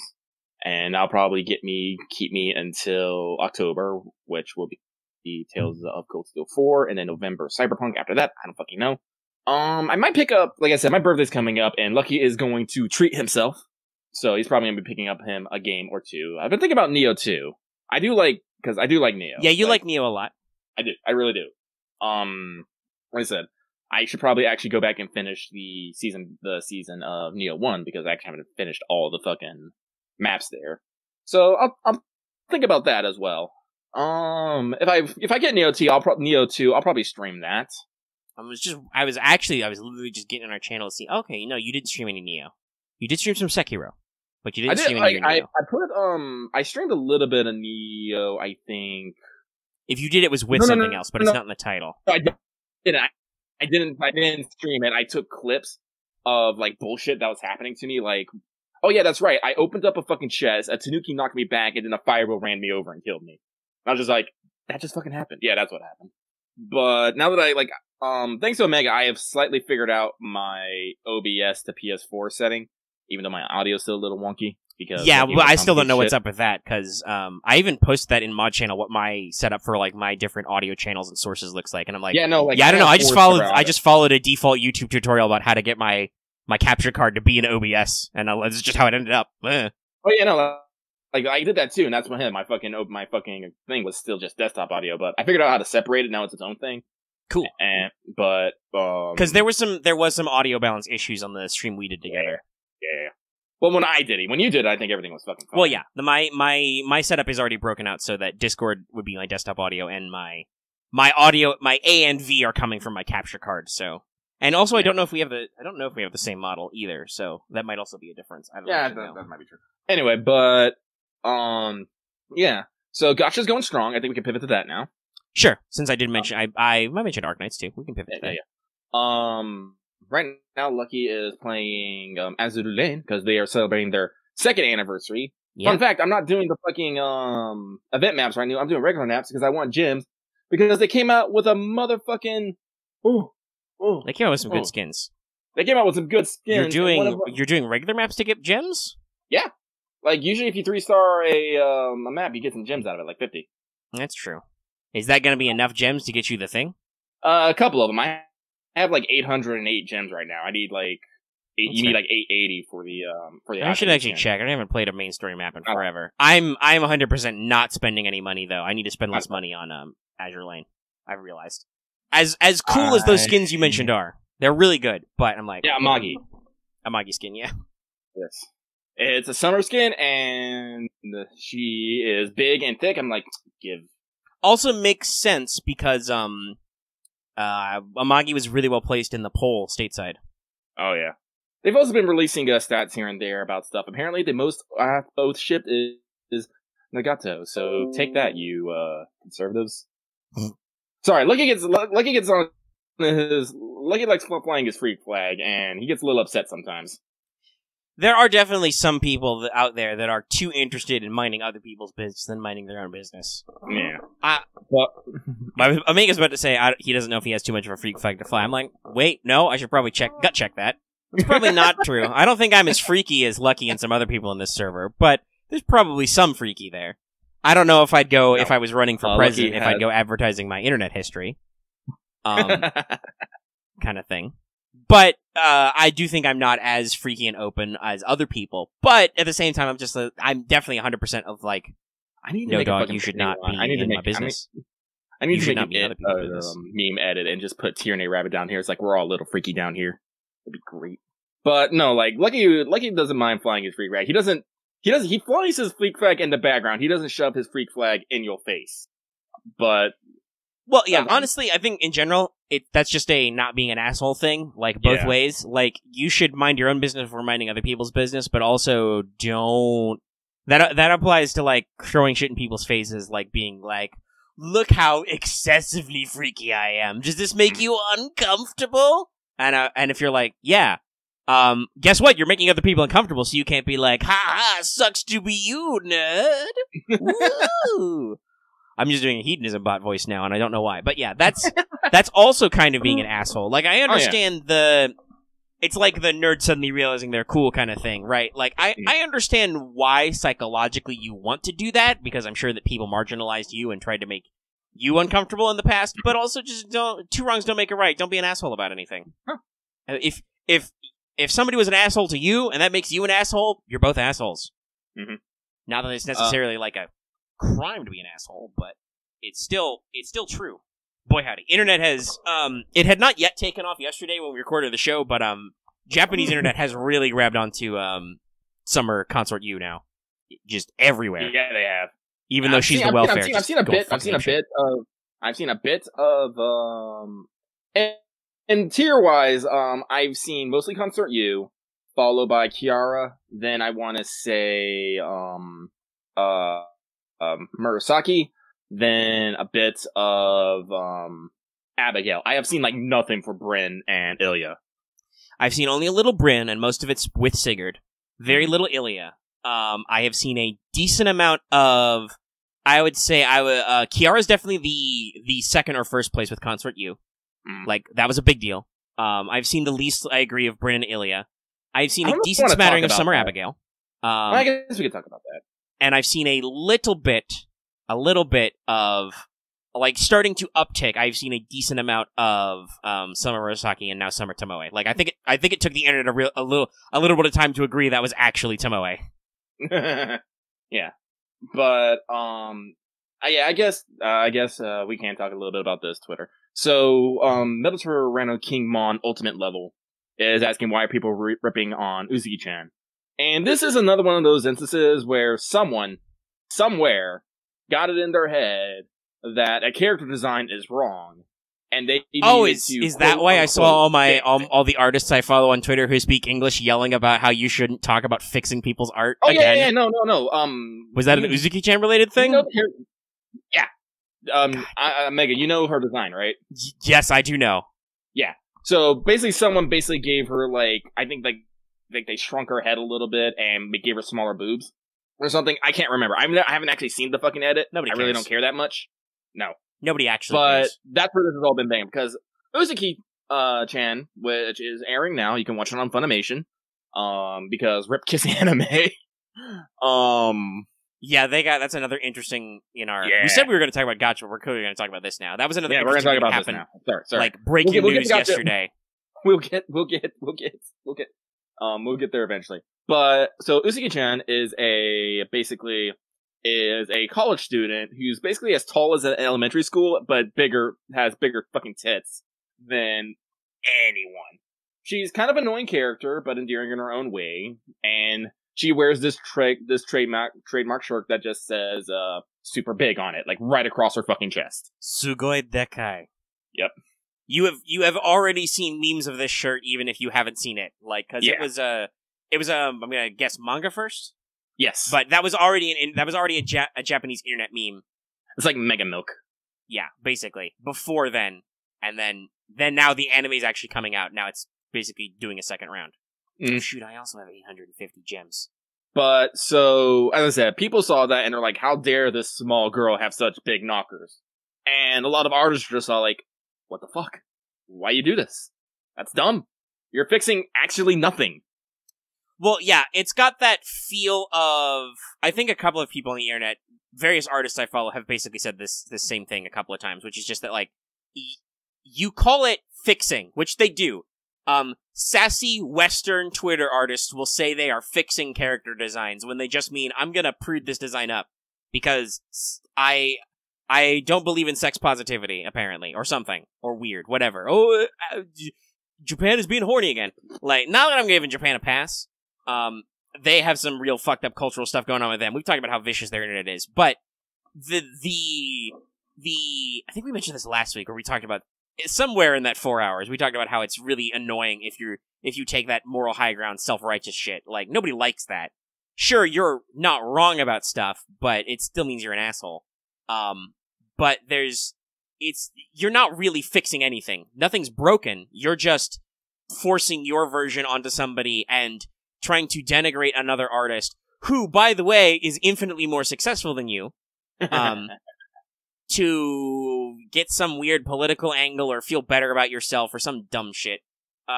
Like I said, it really validated me on a lot of opinions I have, not as an artist, of just like, when I see other people making these kind of critiques about art and just being like, oh my god, it's so late, oh, it's so bad, it's so dumb horny. It just furthers my idea that that's just people's, there's a fancy German word for this that I can't remember, I don't think, but it's like, it just furthers my idea that a lot of people are resentful, via jealousy. That's French, but is that ressentiment? I played Persona 4, I should remember that. Anyway, just, a lot of people are filled with petty jealousy because, guess what? Kindergarten lied to you, you're not special. You're not actually a special and unique snowflake, and we can't all be perfect just by being ourselves. So some people are lucky, and they get success. And sometimes you don't like how they succeed, but guess what? They're successful. And like obviously, I've talked before. Mob mentality is not always right, but success speaks on its own sometimes. Hey, people like this. They made it into a thing. This person probably made some money. They probably didn't make as much money as you think they did, but they make more money than you, probably. And it's just very petty overall, right? Yeah. So yeah, I never even saw the source. I just saw several, like I said, artists who speak English on my Twitter, just occasionally over the past couple of weeks popping up and just being like, "Yo, don't fix art. Don't say you're fixing art. Don't be an asshole." Yeah, one of them always pop out. It's like the fucking costume edit for Consumi. Yeah, the Nessa whitewashing. People are fucking. I don't understand people. I really don't. Just a lot of times I'm just like, why did you think this was a good idea? Explain your thought process to me. Let's sit on this couch. But yeah. Also, ask if it was Schadenfreude. No, Schadenfreude is that. Well, it might be Schadenfreude technically. Schadenfreude is that sense of feeling better when you see other people suffer. That's not quite right. Maybe they're trying to cause Schadenfreude. It's definitely in that ballpark, though. Like I said, this is what, again, this is, fucking victim culture and whatnot. Fucking Genghis Khan, excuse me, not Kong, was trending on Twitter last night. And still trending. Yeah, mostly, you started yelling about that after you lag quit Jackbox, and we were like, what the fuck is he talking about? What's going on here? Yeah, and someone was just putting on like for discussion that Genghis Khan wasn't as great as people are. People were hyping him up, and while they were very serious, and a lot of people are all like, "Oh, how dare this man from like 400 years ago dare think he'd be a conqueror and shit? Holy shit!" Yeah, no, that's really dumb. Genghis Khan's fucking dead, guys. He's dead. It doesn't matter anymore. And I just like to especially conquerors. They're people that operated by their fucking time. I'm not gonna judge someone for something that they did in their fucking time. If Genghis Khan was alive now and he started to kill everyone, I'd be like, yo, stop that. That's wrong. Yeah, cut that out. But back in the day, conquering entire lands was cool and all the hip kids did it, so whatever. Fuck. Oh man. I don't understand people. Like, why? I'm not saying things are good we're doing, but fuck. It's not like now when we have literally the United Nations. It's like, okay, no, don't go to war. Everyone play fucking nice. Stop it. No, it's all like, hey man, I got a whole bunch of horses and a whole bunch of dudes on horses, and we're really good at archery. So we need to go get more shit for our stuff. So let's just go conquer a bunch of lands. It's like that's how things do. I don't even know why I'm on this topic. Oh yeah, because Twitter's fucking weird. We were talking about Twitter. Twitter is weird, and I kind of hate Twitter trending. First of all, because by the time you actually figure out what's trending, it's usually ironically trending. It's ironically or people just asking, why the fuck is blah blah blah trending? God, why is Ralph Schneider trending? I wonder right now. I'm not gonna ask. I'm not gonna open it up. I know I'll be disappointed. Oh no. I think my favorite part of those is when it was trending, people were doing the Denzel Washington. Oh, thank goodness! And people are I thought fucking Genghis Khan came back, and we're just like, right? Why is Genghis Khan popping right now? What the fuck is happening? Kind of shit. Yeah, I see it. It's because isn't Genghis Khan Nostradamus supposed to be the fucking Anglemois or something like that? Something like that. I can't remember. Something like that. I don't fucking know. I wish I could set my hashtags to both Japan and America. Well, and I do occasionally like to see, because I will see sometimes FGO, pop up, or other stuff will actually pop trending, and I'll be like, oh, that's neat. And then other times it's like, God, fuck, this sucks so much. Do we want to actually talk about? Do we want to stop being disappointed and talk about gacha stuff right now? Okay, let's talk about gacha stuff. So let's go back to right now. I'm working on getting gems so I can get a Maki skin because I love my fox wife.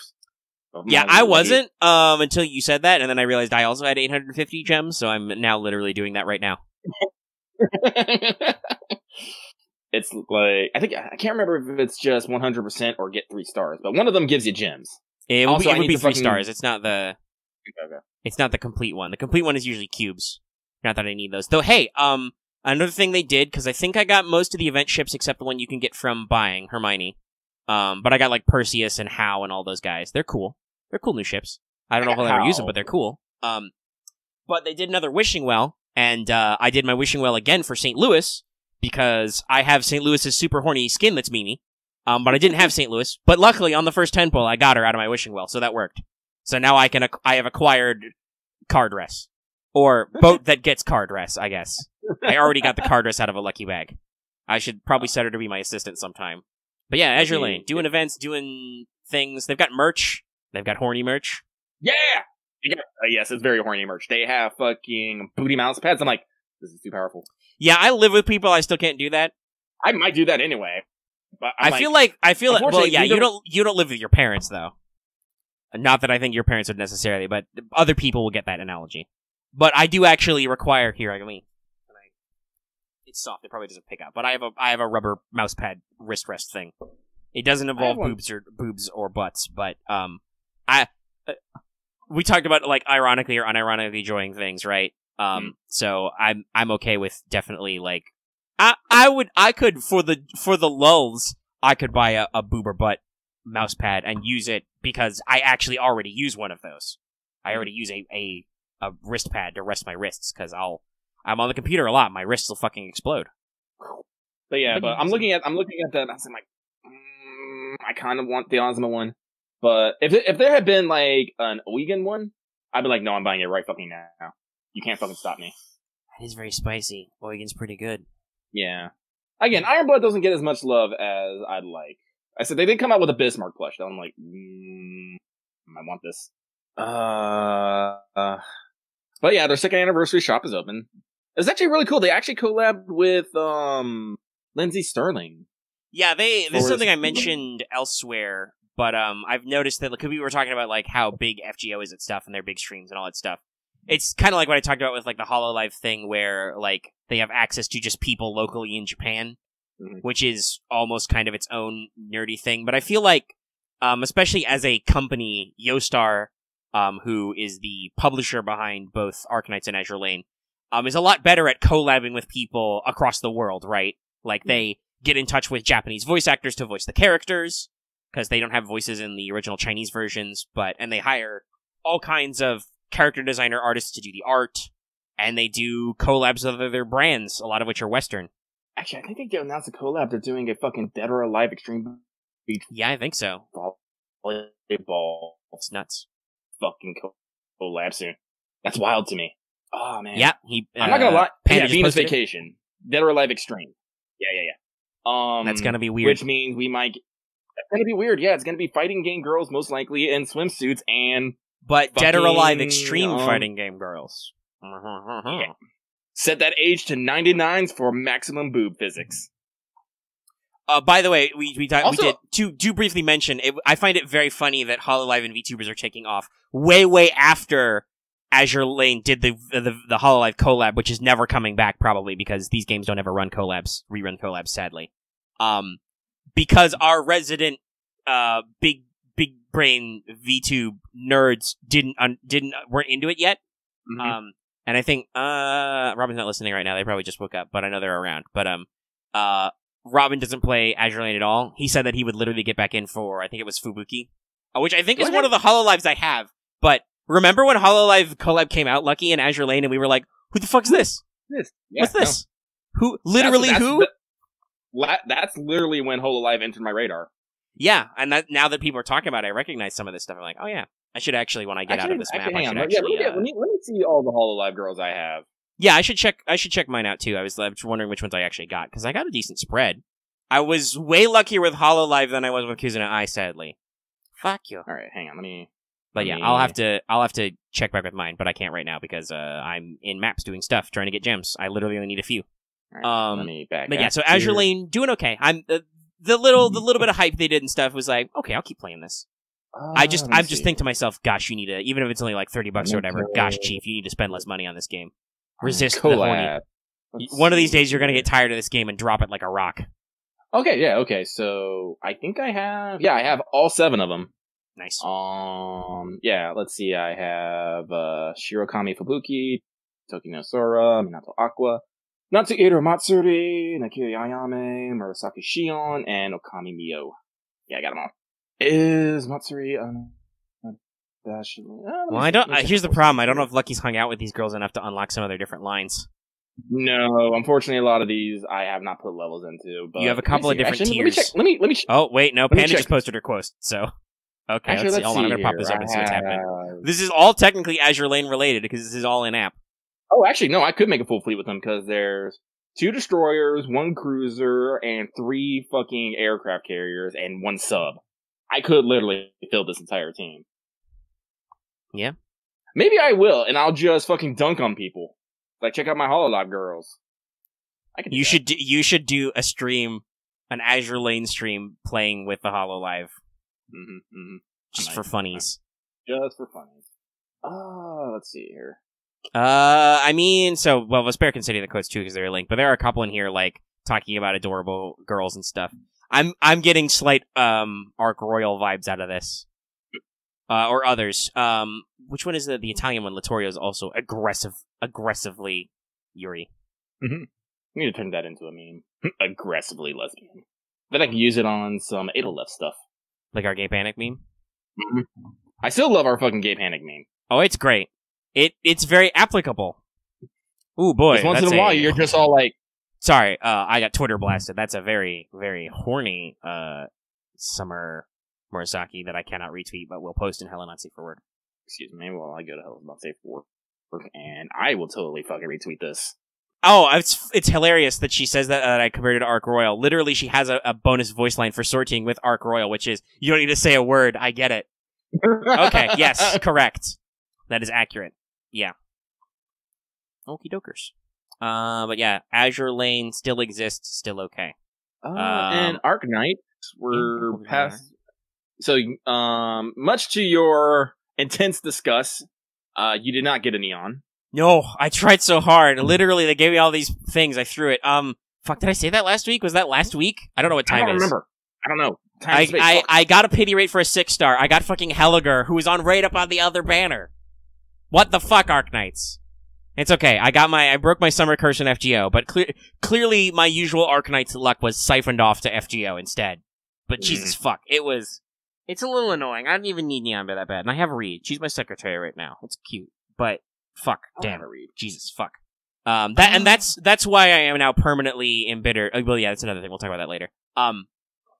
But I am now permanently like, people are like, FGO needs a pity rate. I'm like, pity rates are lies, dudes. Don't fall for that trap. That's just another way the game can disappoint you. But now we've moved on to something else. Which is, there's another one of those do daily things or whatever. It's basically the technically I think it was the part 2, but we got it first of the Obsidian Festival. But it's like that, where you do,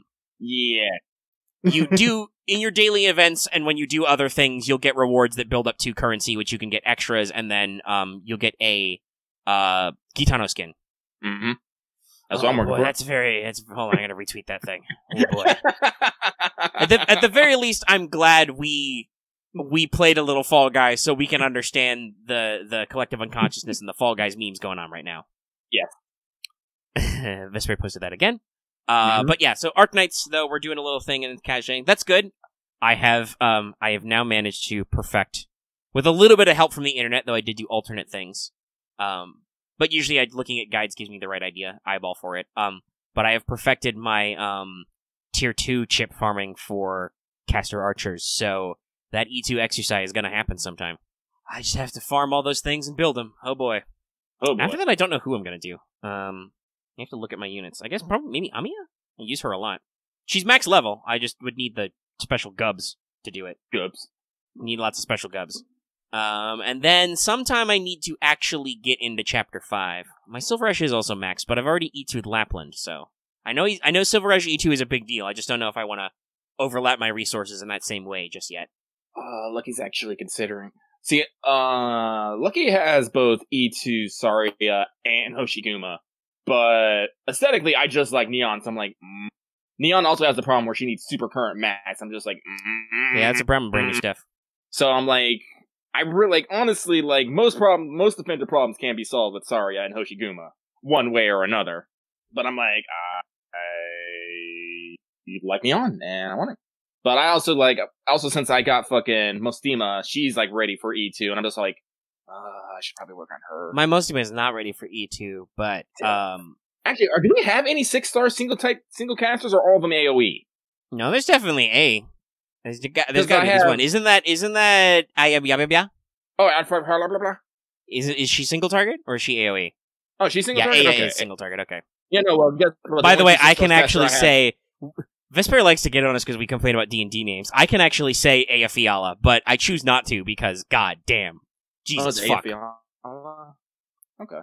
Did you bust out that Maglubiet shit? I think I fucked it up. Maglubiet.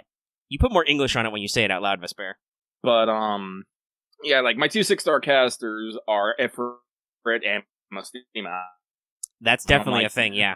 This is great. Though, I mean, Ami is still pretty good, even if she's not 6-star. This is, yeah. That's why I'm thinking of bumping her up. I know a lot of people like meh, but I have an E2 fucking Haze because she's great to me. And my Amiya is probably ready. I don't know. I could look at all my levels right now, but I'm playing fucking. Actually, thinking about it, probably a tactical unit to do. I need that skin. Is my beloved. God, it took me a while to get Siege, but Siege is so good, guys. Oh, so just the complete Vanguard package. That definitely needs to be a high priority to me to get her fully leveled and kitted. Because goddamn. Lucky was saving his gold cert because he was hoping that maybe Scotty would be in the fucking shop, but apparently she's never going to be in the fucking shop, so I'm like, fuck, I don't care anymore. Rip us. I'm just going to have to wait till her next fucking raid up. Okay, or just get lucky, because she's not limited, so. I literally looked at a thing, and in the rotation, there's no Scotty in it. Devilish, show me. It just happened in China. Yeah, Sorry. I think it just happened, apparently. It'll probably be a little bit. It's theoretically possible. Right. Oh, actually, did I ever say that? What? It was in the gold cert shop. This was quite a while ago. It was, I think, a couple rotations ago. But I got Permanix, so I have a complete Snow Leopard set. I don't think I ever said that. Occasionally, I go through periods of just not talking to the Arknights crew. I just don't talk to those people for a little bit. And unfortunately, in my Neon Crisis, there's been a whole lot of not talking to those people. I think I'm now that my window is completely passed, I think I'm over it. But there was definitely a little bit I'm just not talking to these people for a bit. They apparently must be doing something. They've been premiering new operators pretty regularly. Oh yeah, apparently English is going to begin their next contract here in like a month or so. Yeah, I believe they tweeted about that. That's okay. That was an okay event. September? Like, yeah, a month or so. That is what he said. No, there's a Reddit post if you want your. Oh, there's a Reddit facts. post. Okay, cool. Literally, how recent is this? I also got I don't even know. I'm curious. About it. I got a Blue Poison not too long ago. I've been working on that with her. She's really fun. Happened in April? By the way, Lucky, now you're like roboting and freaking out hard. It's probably because I opened up fucking Google. That could be it. There have been several times when I've had to pop my computer, when I first start up my computer and it's very sluggish, I'm gonna pop this baby open and be like, hey, what the fuck are you trying to run right now? Stop it. Chrome, you're like eating up like double the memory you normally do. Stop, please. Close everything down, restart. Well, I guess Lucky's just gonna have to save up his gold certs, because Lucky wants a Scotty. He's wanted Scotty ever since the fucking Grainy and the Knight's Treasure. I'm just like, give! That's what you do with gold certs. Save them up. You can, if you do a decent amount of spending, you should get a lot, but sometimes you don't. Let me post this again, because Scotty thigh rubbing. A lot of people like the Orca Lady. I never got that deep in the event, so I don't really have too strong of thoughts one way or the other. But the hat is cool. But let's see. Talking about Arknights, let's see. Lucky did a fucking push and was able to push enough to get I think it was 18 prime, so I can get Chion's costume. I was like, god damn it. So mostly I'm probably gonna be waiting for Neurals and fucking I've missed the last round of costumes, haven't I? Yeah, probably. Yeah, actually, I just couldn't get the drive to do the extra bits for the prime to get. Actually, they might still be up. They might be up. I do have like 12 prime right now. Maybe I should do some more of these. I need to get more of these double chip maps. I wouldn't get Chen. I don't have a Chen, so that's useless to me. But Lisk's in the same batch. I did get the furniture set from this. I had enough furniture parts saved up. Yeah. So if I can get the costume, maybe I'll do a run and make sure to get some extra prime coins. Because I was thinking that I would do that with Ancient Forge, but then my Ancient Forge strat rapidly became, fuck these sassy maps, do regular maps for way more rewards. Because I think you were right when you said it the other time, that it basically you got as many Ancient Forge points as you put Sanity in. Yep. So doing farming or doing further down event maps to farm, further down story maps to farm was way easier than trying to figure out some of these mid-tier maps that were very sassy. Yeah. No, that's what I did. Mostly I was doing like supply runs and whatnot, because I can just spend like 25 to 30 and get that many points. I was able to actually complete the ladder. I don't know how I fucking did it, but I fucking slammed it. I completed the ladder too. I don't even know what Sosant does, but I got a full kit there. Got all our I read the Rate the Ancient Forge documents. I kecked because it's literally a movie script, and I was like, oh, now I see how they sold this. But it looks like there might be some truth beneath the lies. Like, it's actually kind of wild to me. I'm sorry, I'm not trying to brag here, Omega. I'm really not. But looking at Neon's profile, there's just a bunch of shit that is just undisclosed or, blacked out. I'm just all like, oh. It happens sometimes. So like, I'm just a doctor going, oh, like, it's like, can we really have this person on here? What the fuck? I think I just got fucked out of an Azure Lane map. The boss fucking killed me. And now my other one, I'm on 9-2, and I literally can't get to the boss fleet without fighting like 50 other dudes. Shit, fuck. Yeah, that's a problem. Okay, well, no, it's not in progress, game. Get out of there. Quit it. It's done. It's dead. Fuck. Shit. Okay, I guess I have to go look at that fleet and see how leveled their gear is. This was my Fleet 1 and Fleet 2. I thought they were pretty good. They're all at least level 100. That is the thing I've always complained about Azure Lane, that I don't understand progress to harder shit at all, right? Like, It's one of those things where it's like, I don't understand if I'm good at any of this or anything. Lucky has literally, like, as I said, I'm an idiot. I have idiot savant at this shit. I really have. Lucky is all like, Iron Blood goes burr. I just literally stuck them all into one thing, and I just let them go. And how many core data Lucky ain't like at the... Oh, I can't even do that. That's right. You can't access their fucking profiles from Formation, because this is an animal game for animals. Oh yeah, no. The new OP, like when I first started, I was just on like thick tail. I would hug it. Well, it's all plus 10 on that one. Sorry, Omega's probably gonna mutter himself a little bit while he does stuff on screen. Oh, she's free? I didn't know that. Neat. Oh, neat. Tomini Arkasaur. She is a Kragagator. I'll put her with fucking Estelle and... What? Where's the symbol? What type be she? And Gavial. There it is. Caster. Okay. Oh, interesting. Actually, now that I got fucking Nightingale, I might move to Warfarin Nightingale as my casting setup. 1 AoE, 1 single target. That might be the thing to do. Oh god, that means I need to get... No, I fucking love my Nightingale. It's just I have to bring her up to the basis that my fucking single target Gaviel is doing. Because, like, honestly, I tell people Gaviel's underrated. People I don't know, people just go for other things. But like, no, she does. I don't know if Gaviel's underrated. Because she's a free unit, theoretically. Yeah, technically. She's pretty good. It's just, I've, compared to some of my, because I got very lucky early with, Myrrh and Perfumer, I find that her kit is a little slow, but I've used her sometimes. But also I got, Silence? I'm bad with names. I believe it's Silence. Drone Lady. Yeah. I got her not too long ago, and she's a single target heal who's pretty good, but also you can move that drone anywhere, so I've been using that one a lot. That's pretty fun. Fucking drones. Fucking drones. I guess so. I'll probably switch to Warfarin and Nightingale for my heal needs. So I should probably put that on the list. I'm not spending too many coins just now, bumping all my gear that's not like at least +6 to +6 for these ladies. But then let's see here. Yeah. So let's work on Nightingale, Mostima, and who else? Maybe Amia? Amia's max level, but she's only E1. Or maybe I should work on getting my E2s to max level. I don't Honestly, know. Probably you should work on getting a decent stable of E2s. I don't know if the game ever goes so far as to need, like, high-level E2s. Like, most of my E2s are like, level 50 right now. So, like, that's the sweet spot I found. It's just like, alright, let me hit level 50 in them. That's good. Alright, let's move on to other things. Yeah, I have currently gotten my stable of commonly used operators to max level E1.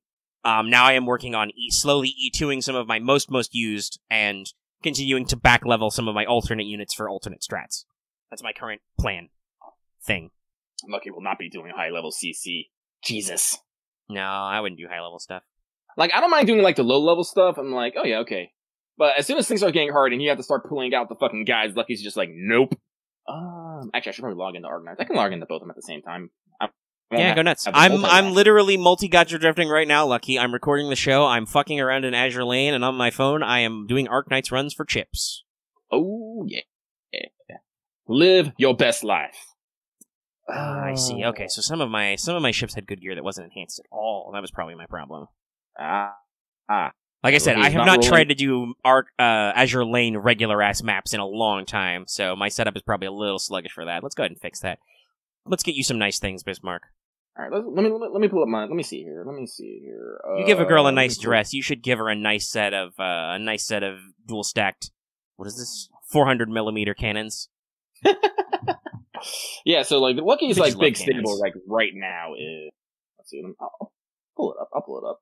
Well, I could do mine. My squad A, the A team, is Lapland, Exercise, Liskarm, Neural, Amiya, Skyfire, Silence, Shiryuki, Mur, Perfumer, Courier, Siege, all of whom are max level, except Lapland, who is E2 level 1, because I haven't yet hit a problem where Lapland needs more levels yet.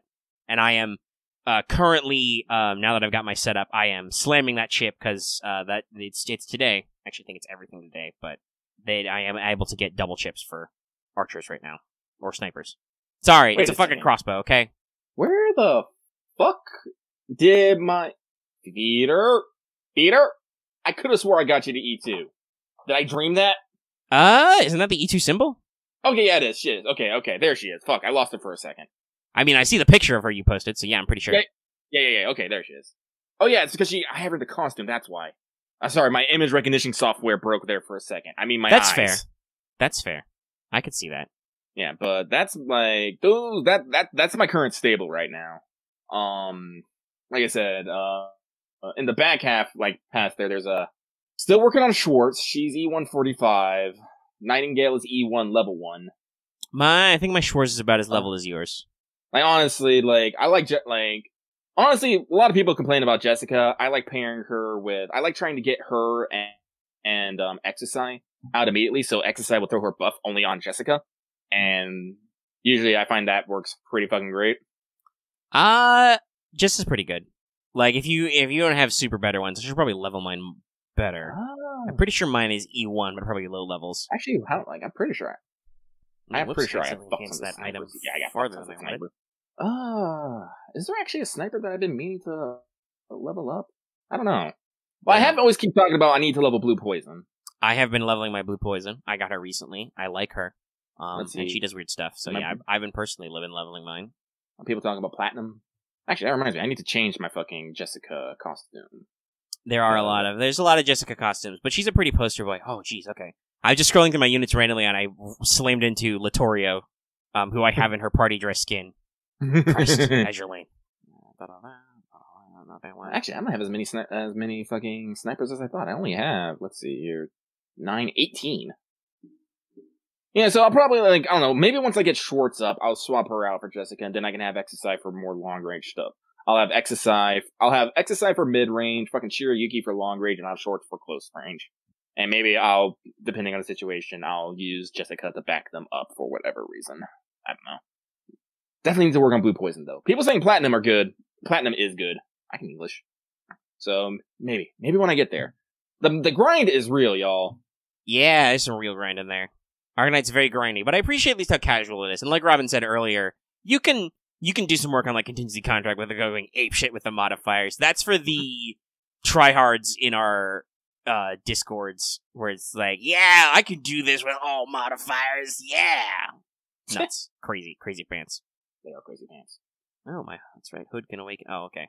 Hood could awaken again, but she didn't actually go higher than level 110. It was just telling me that she was past level 110 worth of EXP. Thanks, game.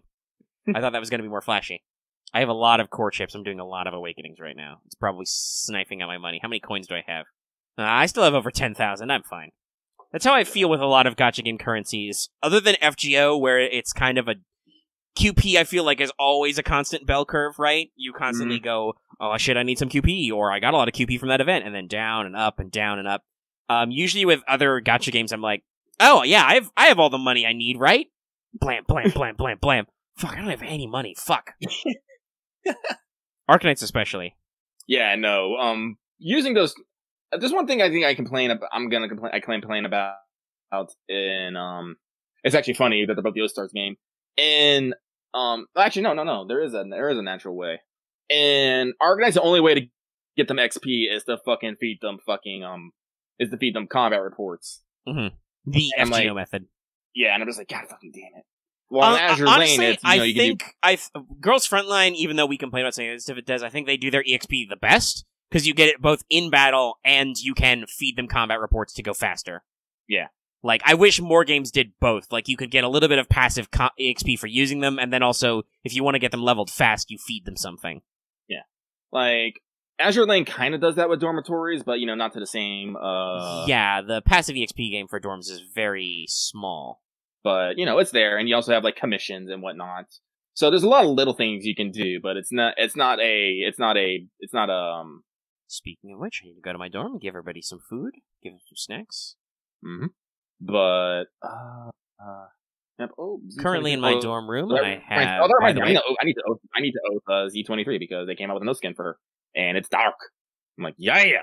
Currently, if you're wondering, you want to know who's in my my dorm room right now, it's Perseus, Monarch, Algeri, and I-13, because she's gold and I wasn't leveling her yet. Did I get any? Oh, well, I guess I did some other places. Some research, give me some, yeah. Actually, who is, Lucky will say he was in his dorm at the moment. This was like, here's some mission. Let's see. HQ, dorm.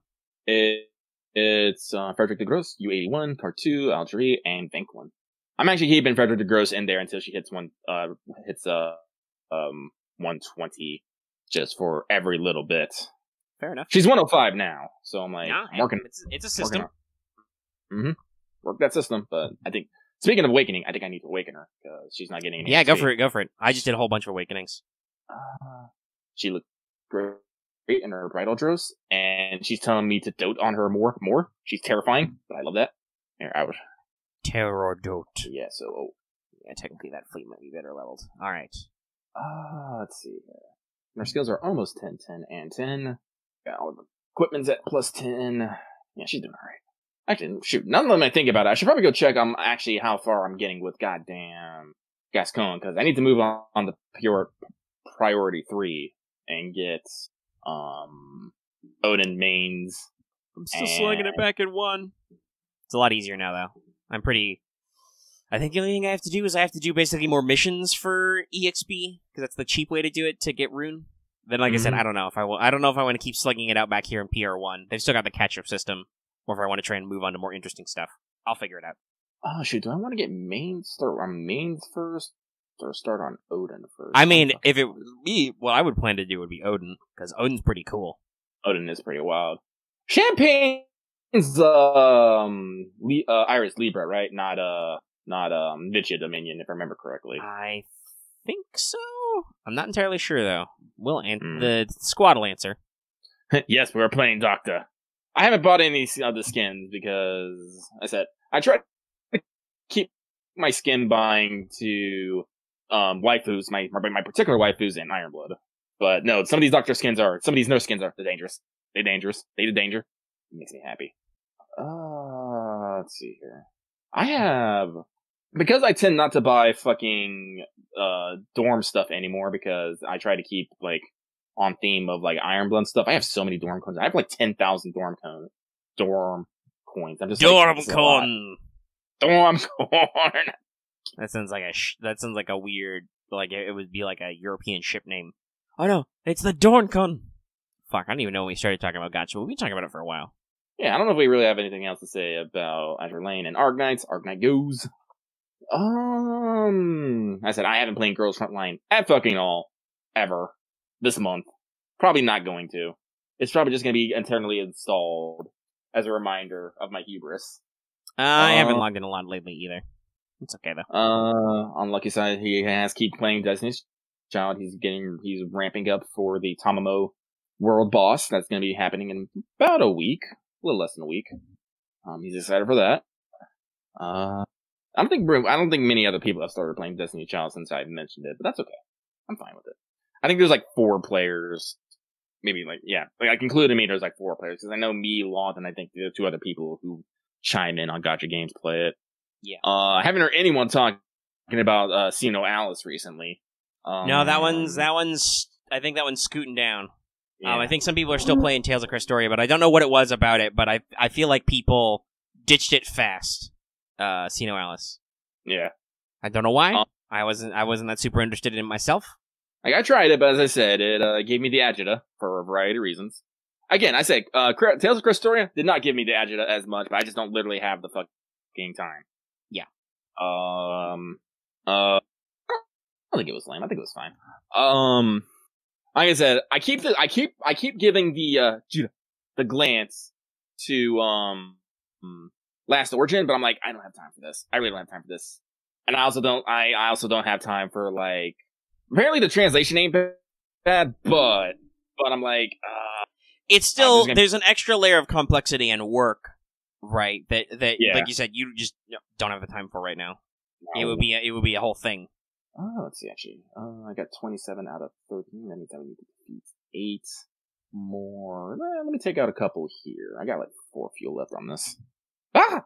Sorry. Airstrike. Alright, let's stop airstrike. Well, they don't, it's my fucking battleship crew. They don't fucking care. My main fleet is literally, let's see here. I have okay, some new loading screens I haven't seen. I have Bismarck as my flag, and then I have Frederick the Gross and Tithbart on the side, and then I have Prince Eugen, Leipzig, and Rune on the side. These girls can take a lot of fucking damage. Jesus fucking Christ. All of them are 120 except Frederick the Gross, who is 105. Actually, playing this in manual with BlueStacks is a lot easier because it's WASD. This is actually pretty cool. I might do this more. It's going to require my attention, though, so I probably won't too much for a stream, but I'm trying a different fleet slightly, and they're already getting bullied pretty goo, so it's not great. It may also be because Azure Lane fucking RNG fuckled me and like slapped down a super hard battleship fleet right in front of my second fleet who had to move up like you do. Lucky will probably start leveling the Hololive girls just to fucking flex. Could see that. That sounds like a very lucky move. Mm-hmm. Yeah, somebody's gonna fucking explode and die here soon. But for right now, no, I'm just gonna. I don't actually know how you wouldn't like this. You wouldn't like this answer, but the best person to ask about if they're meta relevant would probably be Panda or Artemis in our unit, in our squad. I mean, fuck the Panda. But yeah, there's definitely some. I just got airstruck. Because I don't think any of us know what even the meta is for Azure Lane about how good ships are. Nah, I don't. They're probably not as crazy as priority ships, but I think in general, collab ships are okay. Like, I don't think they're super bad, but also, I mean, it's Azure Lane, so there's a lot of, like, pack filler, basically. Oh, look, another rare ship this month. Did you need another, Sakura Destroyer? No, well, you got one for free. Enjoy the dock space it's gonna suck up. Man, there are some days where I just want to delete all my Eagle Union, and majority of my Royal Navy ships, because I'm like, I don't ever use you guys. But I'm like, no, you came here, you sought out me. I'm like, no, you can stay. I will just continue to pull out my fucking wallet. I'm just like, ugh. Again, Arcanite's super goo about that in, oh yeah, unlimited storage space, basically. Mm-hmm. Yeah, okay, Exeter's dead. That just leaves Belfast and Little Belfast hanging out together, doing stuff. Mado. Can I make a full Mado fleet now? Now I'm curious. Oh, probably. I'm pretty sure there's enough aesthetics for that in Union. Criminy, I don't like the way this is going. Where's that boss gonna spawn? How did I get? I'm once I do this 100%, I'm gonna have this map 3-star. I'm just thinking to myself, how did past Omega give enough of a fuck to do that? Like, I'm like 3 stars 75% of the way through this map, and I'm like, how did I do this? Because maybe I just soft fucking RNG'd through the ships or whatever. Because but goddamn, I feel like it's being really annoying to me right now. This WASD thing really helps though. Am I clear? All right, so I just need to do one more run, and I need to destroy 7 ships. I don't even have to fight the boss. I just need to destroy 7 ships, and it'll be 3-starred. Go to missions. Right, I got a cube. And I'm pretty sure if I do 3 stars, it should give me some diamonds. Diamonds! gems. I don't think it shows up until you actually do it though, which is No, weird. you have to do the first one and then do. Oh wait, no, here it is. Here it is. Yeah, get 3 stars and stage 11 too. That's where I'm at. It's gonna give me 50 gems, 1 bullet, and 150. What the fuck is this shit called? Coins, oil, parts. It's the fucking awakening chip thing. Ah, cognitive chips. I think is the term. Cognitive chips. There we go. So yeah, I basically do 2 stages. Actually, fuck. What stage do I have to complete to get the fucking 5th secretary slot? Hang on. Oh, I have to beat World 12. Fuck, I'm far away from that. Yeah, no, it's not good. Oh, thank God, the boss spawned right here. Okay. Lucky E, do your thing! Yes, I do have a level 110 Enterprise, and I will abuse the shit out of that. Wow, my Prince. I'll drive it in manual, too. Fuck it, boss fleets. Let's go. Let's go, we'll drive in manual. We're doing shit. Seeing my Prince Egwin at like 200 affection just makes me feel bubbly inside. It's pretty good. The game rewards you for like it definitely makes you feel like you've earned hanging out with some of these ladies this long. Mm-hmm. Though I find it weird. I was just looking up. I was doing cognitive. Like, I think my Bismarck is at full affection, but Tirpitz is like still at just like crush. I'm dying. Haven't I had you longer? Haven't we hung out more? I'm dying. I'm looking at the world chat. They're talking about Arc Knights and fucking the Azure Lane chat. I'm just all like, guys, we have cross contamination happening right now. All right, so let me finish 11-2. I probably can get through this. Through the power of OP Eagles! Eagle! And also I got Vestal in the back. That really helps. Honestly, if I do become a VTuber, I will just get a voice modulator. If not anything, just to make my voice just a little bit deeper, so when I start screaming, it does not sound like someone who has not had their fucking balls drop. That bugged me when someone said it. You're very self-conscious about that. You do get very, when you get the excited yelling, you do get very in the high-pitch zone. So yeah, now someone called me out, and then I was like, oh, now I'm self-conscious about this. Now I can't ever do it. Now I'm just gonna shut up. Thanks. People, because I was planning on making a compilation of every time I fell off the fucking seesaw and I was screaming. But then it's all like, nope, not anymore. Nope. It's in the stream. I can't remember who did it. I think it was Harmless Penguin. I'll just put you on fucking blast. People don't understand that words hurt. Mm-hmm. Okay, can we do some... Fortunately, though, it was only like 10 minutes gosh later. darn damage, please? It was like 10 minutes later where I was just fucking completely done with the fucking game, so I wasn't silent that long. There we go. Got it, finally. Thank God. It was an airstrike from Enterprise. Doing the heavy lifting. No, that's a entirely different person. We have multiple penguins. Let's see here. Cam ripped Heaven Fit. How dare they? I'll wait. I'm gonna wait. I'm sure they did. Everybody cam rips everything. Yeah. But I'm just gonna fucking wait.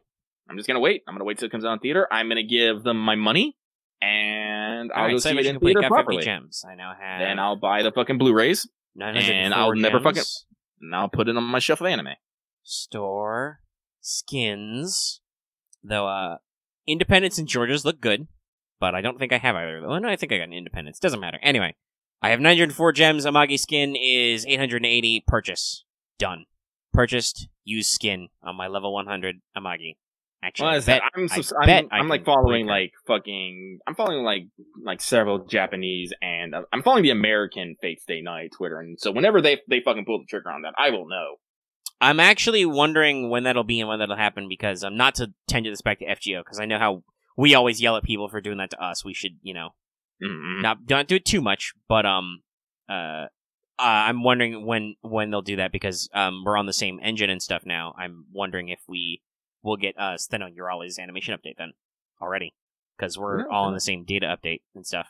We'll see how easy it is. Mm-hmm. But excuse me. Yeah, we haven't got any. So upset about that. But Lucky's always looking about buying more anime Blu-rays. Like I'm looking at getting maybe interviews with Monster Girls. I don't know why. What? Well, I kind of know why. Because I bought all those volumes of Plus Edit Elf. But Amazon keeps trying to slip it into me and be like, "Yo, dog, do you want some interspecies reviewers?" And I'm like, I don't know if I do or not yet. Amazon, hold on to that thought for me.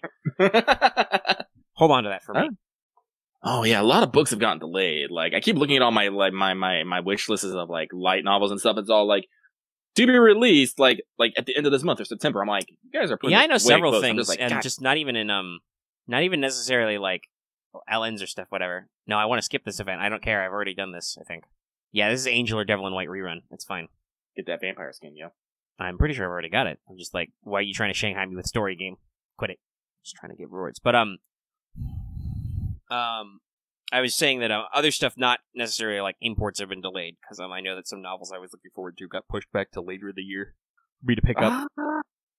Sorry, Lucky is firing massive amounts of Tito, and there is explosions everywhere, and I can't see a goddamn thing. But we won, and then immediately Z23 got knocked down by a volleyball. Thanks, Summerskin. Huzzah. Yeah, but yeah, Lucky will probably be buying a lot of light novels and maybe some manga next month, because I think volume 4 of Interspecies Reviewer comes out, volume 4 of Today's Menu with Emiya Family comes out, then there's like that time I got reincarnated as a slime, and Monster Girl Doctor I think comes out, maybe How a Realist Hero Built to Kill Them Kingdom. Shrug. I want to know about that. Devil's Leader saying not that's definitely untrue. There are definitely countries that are still fucking it up worse. But we've had some problems because we're not unified. No. But we'll continue to do stuff. We'll see what stuff. But it's okay. I kind of agree that I don't necessarily trust crowded locations. No. Like fuck. That's right. Australia did fucking just straight up ban some light novels. Yeah, Australia is secretly an Orwellian nightmare, but nobody complains about it. Thought crimes, motherfucker. Wasn't Australia the place that proposed the rule that you couldn't have small titty girls in porn? Because they were like, it's too suggestive to underage stuff. I'm just like, so just small boobs and period aren't allowed? That's weird. They were also very sensitive to a lot of drug use potentially in video games. Like they call that big stink with Saints Row, because there's some drug stuff in there. I feel like they probably didn't like Destroy All Humans with the anal probe. Like the anal probing is the thing that's bad about that game, not all the other ways you can melt people. Anyway, was there an anal probe? Well, it probably wasn't that. There was a dildo bat in the third that I think got carried into the fourth. Four did also involve aliens, so probably. Destroy All Humans did it first though. But no, we were talking about movie theaters. I think it was AMC, but some big movie chain was like 15-cent movie tickets for classic reruns, and I did. Yeah, it is AMC. Okay. And I already saw some people being like, "Yeah, unless I'm going to pay 15 cents for enough tickets to buy out the theater, no." Though who the fuck knows? That might be what AMC is going for, considering how much movie tickets normally cost. Right? Yeah, Dallas has got it. Let's see. Hold on.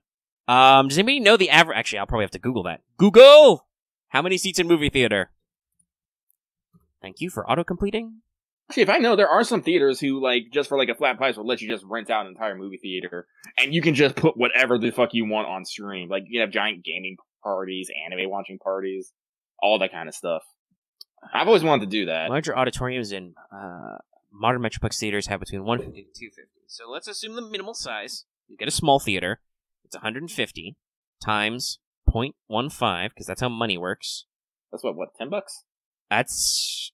No, 150 times 1.5, aka 15 cents, is 22.5. So for about the price of a regular-ass movie ticket, you can buy a whole theater, basically. Baller. I'm not gonna lie.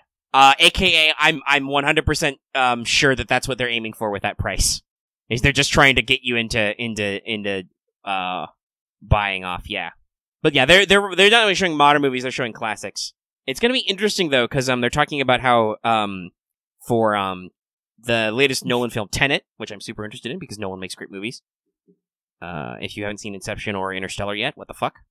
But Tenet's going to be released internationally first, and then it's going to come out in the US in stages, possibly with web stuff.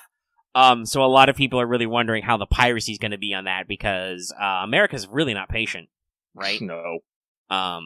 Also, speaking of movie theaters, though, Disney really pissed a lot of movie theaters off because they're releasing their... I'm going to go out on a limb and say probably soulless, not great live-action remake of Mulan on Disney Plus and not on theaters. Yeah. I think there was a viral video of somebody going around of a theater owner smashing his cardboard Mulan display. Yep. Yeah, I'm not gonna watch it either. One, because I don't think it's gonna be that good, but also because I'm pretty sure they're trying to suck China's dick, which I don't approve of. Do less. Like, there was a lot of, not to get super political here, but there was apparently, I didn't even think of it that way, but there's apparently some concern because they were talking about, because of that executive order that got signed about TikTok, that it would have to U.S. companies in the future will have to stop doing business with them because they've got majority owner. Also, apparently, Tencent got targeted by that. And Tencent is the Chinese mega corporation who owns more than you'd like in all your quote unquote favorite video game companies, aka why Blizzard Blizzard Activision sucks China's dick because they want those sweet China bucks. If you think Blizzard is politically woke, you're lying to yourself. Yeah, no, they clarified that the gaming stuff wouldn't be, but there was some concern apparently that this would cause issues, and I was like, there's no issue there. Fuck them. Listen, I'm not too vocal about stuff. I'm still kind of, I'll say this. I don't necessarily think America's 100% of the way all the time. Fuck China. Fuck the PRC. I think Lucky and I, we've both expressed opinions and been like, we can't ever go to China. They're not going to let us in. But, fuck them. They're not great. You shouldn't take China's money. I accept that for most stuff that there's a lot of cheap manufacturing there. You can't avoid it. But in general, no. Stop giving them money. They don't need it. Fuck them. Nope. They don't need your money and you shouldn't take your money. But anyway. Let me check the mission clock. We're about 2:45. Do I want to keep ticking at Azure Lane right now? I might as well. Where am I with the event? I mean, what do I got to destroy? Destroy 2 more! Destroy 2 more. God, they've added so many. I'm just looking at my event thing, and there's just so much shit in here. I'm just like, I don't even know. I can still access the Aurora Noctis, right? There we go. Yeah. Fuck. I think it's not even in the fucking event listing anymore. It's just buried in there. Jesus Christ, game. They're doing too much shit for Anniversary while another event's going on. That's something Azure Lane has not always been great about, right? They'll just stack shit on other stuff. I'll do event maps. I'll cruise control. Usually, we say that, but, technically, if I wasn't working on getting gems right now, I'd be in the event, and I'd still be getting probably points for, all these fucking separate events. Oh, yeah, no, you'd be getting all the points. Literally, I just booted up a map of Aurora Noctis, and it said that it would give me whatever the feather points are for, in addition to the crowns, the event currency. But still, it's just God, there's so much crap. I'm gonna activate auto again, though, because I don't have to manual anymore. Yeah. There's, it's... For some reason, a boss doesn't count as a fucking destroyed for some odd fucking reason. Doesn't it have to be destroy escort fleets? Isn't that what that sign is? Oh, yeah, escort fleet, yeah. I guess that is true. For the destroy X number of fleets, you have to destroy X number of non-boss monsters, and it also does include patrols. Yeah, we can leave off Gotcha, I think, finally, after our detours. I think the other thing, because I was talking about it, the other thing to do is to talk about Amazon. Because that actually brought up some stuff. Because I'm ordering things on Amazon. Yes, so they did mention earlier, and I said I might talk about it. I did another Yu-Gi-Oh! Booster unboxing. The video's doing okay. Doing a little bit less. If you haven't watched it, though, and you're interested in that, you should check it out. Because I think I mentioned this. I bought a phone tripod for $15 on Amazon, of course. Instantly worth the purchase. I did one video. I love it forever. So I'm kind of glad that I did another version so I could improve my craft. We're talking about streaming and stuff and always working on improvements because we are. We're always working on how we can do a little bit better at stuff. So this tripod was worth it to just hold my phone steady and static. I had only fell over once. And I knew it probably would, but it's part of getting used to the space. So that was pretty good. You should also check out that video because one of the cards I pulled is a Starlight Rare. Which is apparently really, really fucking rare. I think it's 1 in every 2 cases of booster boxes. So the next deck up of bulk buying has one of those. I won't say which one it is, so you have an excuse to watch it. But there was some good stuff in there, so that's cool. Why does everybody? God, fuck! Shut up! Stop! I'm not selling it. Fuck you. The next person who tells me to sell it, I will stab. Quit it. I'm over it. I was just gonna talk about how people, because you keep fucking talking about it. God, shut up. It's worth a lot of money. Yeah, it's worth $700. I'm not selling it right now. God. I've said it multiple times. When I say what I want, stop it. God. Sorry, it's just I've been literally saying that I'm not planning on selling it every time it's come up for the past week since I released that video on Tuesday, and I've said it every time people still sell it. I know it's worth $700. I'm not interested in selling it right now. It's my only copy of that card I have. It's my only Starlight Rare I have. And it was a card I actually wanted, so no, I'm not interested in selling. I'll hold on it. For, it's not gonna get, because this rarity is so rare, the high rarity version of this card's not gonna get cheaper, right? I I'm sure if they do like a reprint in a lower rarity, those will be cheaper, obviously, but this will still be like a really super rare printing, so it's not going to go down in value. But yeah, no, I got a really good pull. You can see it. It definitely, I'm kind of digging this, like just every couple of months, maybe buy some booster packs, open them. It's like I said before, the first time I started to get back into buying physical Yu-Gi-Oh product, it's really interesting to see how affordable this is as an adult who makes money. We don't even make a lot of money, but I have an income to just go out there and be like, oh, I'll do a little box thing, do some unboxing. So I wasn't necessarily planning on buying anything new, but I occasionally keep my eye out on Amazon. I don't think I'll do a video on it because it's not relevant, but I might. Who knows? I bought another booster box while we were doing the show. Amazon got me again. Damn it. Because they were like, one left in stock, and I'm like, what's in this set? Oh shit, I want some of those. Fuck. How dare. It's another foil box, which is kind of weird, but it's the one that has Nephthys in it. I think it's Hidden Summoners, and I was like, shit, they only got one left in stock. It's only like $60. It's cheaper than usual. Fuck. Like I said, I don't know if I'll do a video on it so soon. Amazon also got me that way with dice. I bought some dice. Because they had a really cool gradient set. I was just browsing dice, and then they were like, oh, you want these fire gradient dice? There's only like 4 left in stock. It's only $10. I think it was actually cheaper. I think it was like 8, but still, it's like, fuck. So yeah, I bought some dice off Amazon. They got me. They got my number. I have a decent amount. I like a little just collecting, getting some stuff. It's cool. Opening some things. Video did okay, got some engagement. Part of that was just, I think, the fact that I got something really rare. But I'm also, for the sake of the wider channel, I'm glad I did that, right?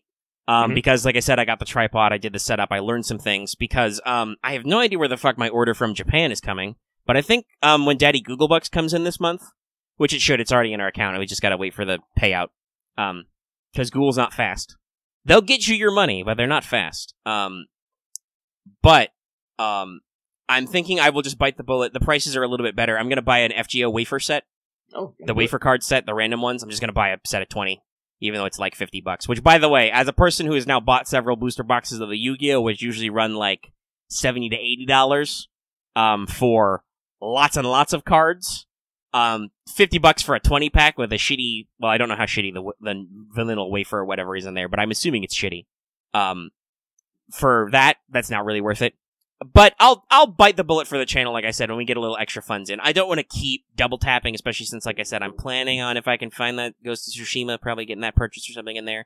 You don't want to... I know I got some pre-orders from other subs sitting. You don't want to tap your bank account too deep, right? Mm. I'll make us very cautious with how much he spends when, even if he's got enough free money. But we're still... Income's doing decent this month, and we're waiting on our payout for the last one, which we did good at. So I can plan some purchases for the channel. So I will try that unboxing setup with FGO wafers, and I will eat every Nilla cookie wafer that comes in it. Unless it's like really awful, but I'll eat all 20 of them. Not on camera, though. But I will eat them, and I will complain, probably. But we'll see what I get. Yeah, I know. Actually, eating them on camera would probably be gross, but I will definitely, like, open a card, eat a wafer, buy some time. But the tripod setup and the whole thing is good. If you want to see what that format is like, if you haven't checked that video out, at least you can watch it for a little bit to see how I kind of set it up and did stuff with my table. What I will not be purchasing, I was really interested to see this cross up, but again, Amazon's fucking algorithms got me, because I'm buying so much physical Yu-Gi-Oh! Product, I needed to buy a new binder, because I had an old-ass binder from when I was a kid that's just, fucking thin, like, latex paper and cardboard. It's a little beat up. The corners are starting to go, the cardboard's showing. I realized, shit, if some of these are kind of valuable, I should get something nice to, like, stash them in. So I spent $20 on a nice binder for cards. But I'm not going to spend $50 on an official FGO brand FGO wafer card portfolio. Because fuck that. God. Like, okay, FGO? Cool branding? No, not Ultra Pro. This is Dragon Shield is the brand. It's got kind of a faux leather cover. It's pretty cool. I like it. I'll take a picture maybe. But branded product? Cool. I wouldn't mind, even if it's only a four cards per page binder, portfolio thing. But Jesus Christ, $50 for just to get, it's just got the generic, like, FGO Chaldea logo on it. Like, it's not even like an art logo. Mm-hmm. I'm like, no way, that's way too expensive. I might have leaned into my microphone a little if I sound a little louder. Do I sound louder to anybody? Lucky doesn't know. My volume was probably raised when I was talking about how expensive it is. Like, I don't mind throwing a little bit of money at stuff. Like I talked about spending that 80 pack on Saint Quartz. I don't feel bad about that at all, right? Even though I didn't need to use all of it, I don't feel bad because I got something out of it, right? Probably the one I feel bad about is when I spent a full 80 pack and probably some change on Musashi and still didn't get her or anything. That was... Oh, geez, that would be almost 2 years ago now. Because Hokusai was this year, right? Yes. Yeah, so that one went fine. Musashi was a couple of years ago. So that's one of the few times that I felt really bad about spending because I just got fuck all. But my parents raised me to be at least a little skeptical and at least a little discerning with your price, right? Mm-hmm. I like dice. Spending $5 to $10 on a little full set of polyhedral dice that look cool. That's nothing. I collect those. That's fine. That's cool. I like them. I should take a photo. Actually, I'll make that the bed image. I'll take a picture of my Starlight Rare and my new dice, and I'll put that as the bed image for What's Up. That'll completely devalidate the need to watch the video to see what I pulled, but whatever. I don't care that much. I think I got my views out of the video. You should watch it anyway, just so I feel better. Yes, I'm self-conscious about the video viewing. We're all like that. Even when the videos do good, we're weird. Like, Lucky, you were fucking dying about how good your stream was. By the way, that's our most viewed stream ever. By, like, a lot. It's got, like, 1,500 views. Yeah. Bananas. But, yeah, I'll do that. But, so that's a price that, to me, that is manageable.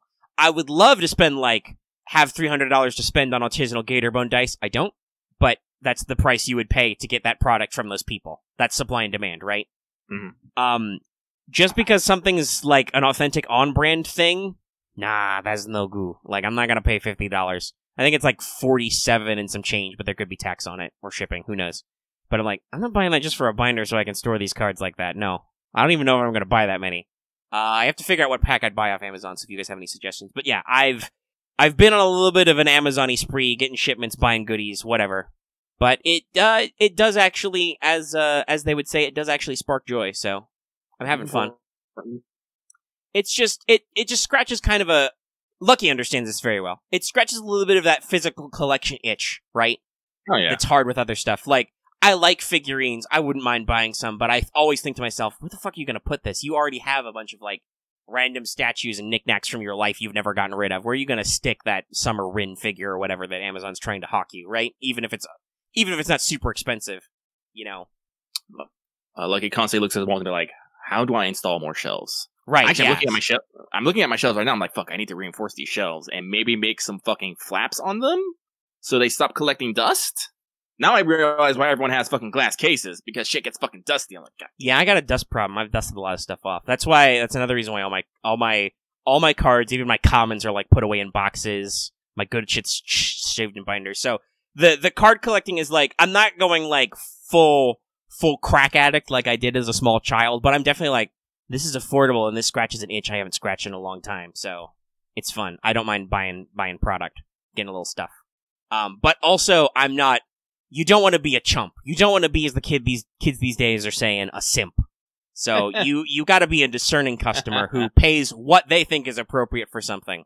Ooh, shiny. Oh, that's got a signature. Cool. Nice. Fucking neat. Did they do that as like a feature? Or did you actually get that autographed? That's a pretty neat feature. Oh shit. Oh, that hurts. That fucking hurts. I'm sorry. As someone who has gone to these sites. Bold. Very bold. Spicy. Well, actually, fucking technically Sad Panda should be on there. No, Sad Panda came back. Sad Panda should be digging its way out of that hole. Yeah, just because it was gonna die, but was saved. Yeah. Anyway, that tells you all you need to know about this. Holy shit! I'm actually using my sanity, Lucky. It's probably because doing this fucking chip farming takes like 36 a pop. But holy crap, I'm eating my sanity. I'm below like 900 forever. I should check how many chips I can make right now because you don't need One of these fucking. So this is the first time I'm hecking on Twitter, and FGO Project posted some fucking animation from Craft Story. I'm just like, holy shit! Oh, you haven't actually looked at her stuff yet? No.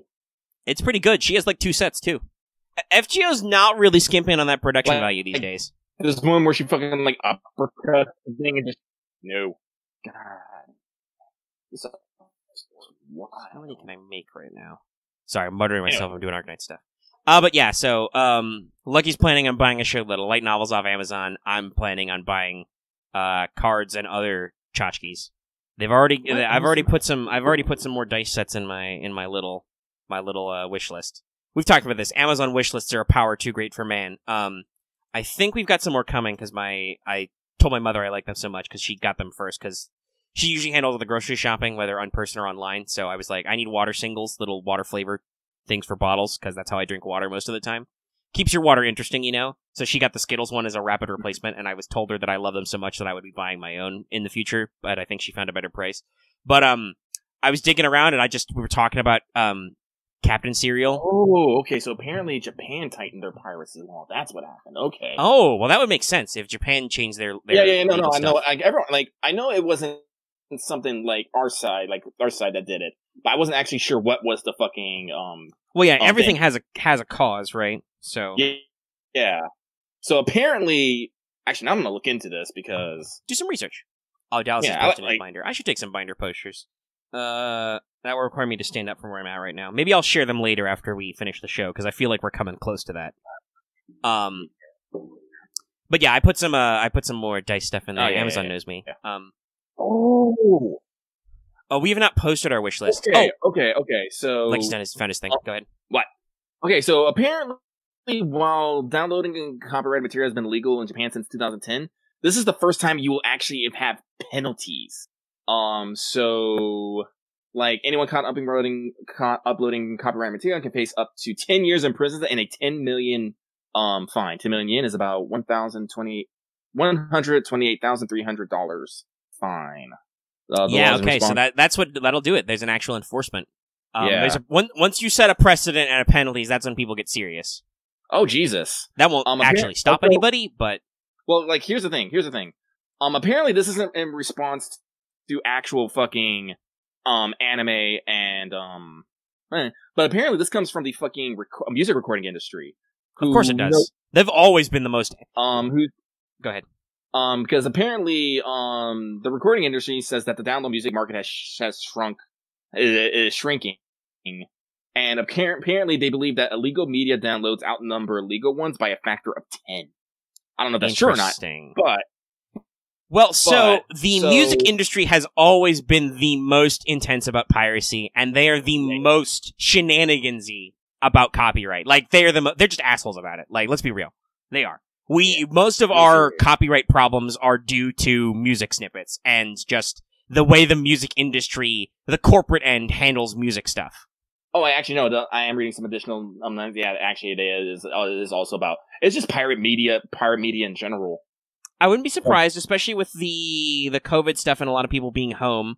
I do know that literally everyone, fucking ExpressVPN, right, and other VPN companies must be making so much fucking money now because everywhere I go, every internet creator is doing a fucking VPN spot ad, right? Oh yeah.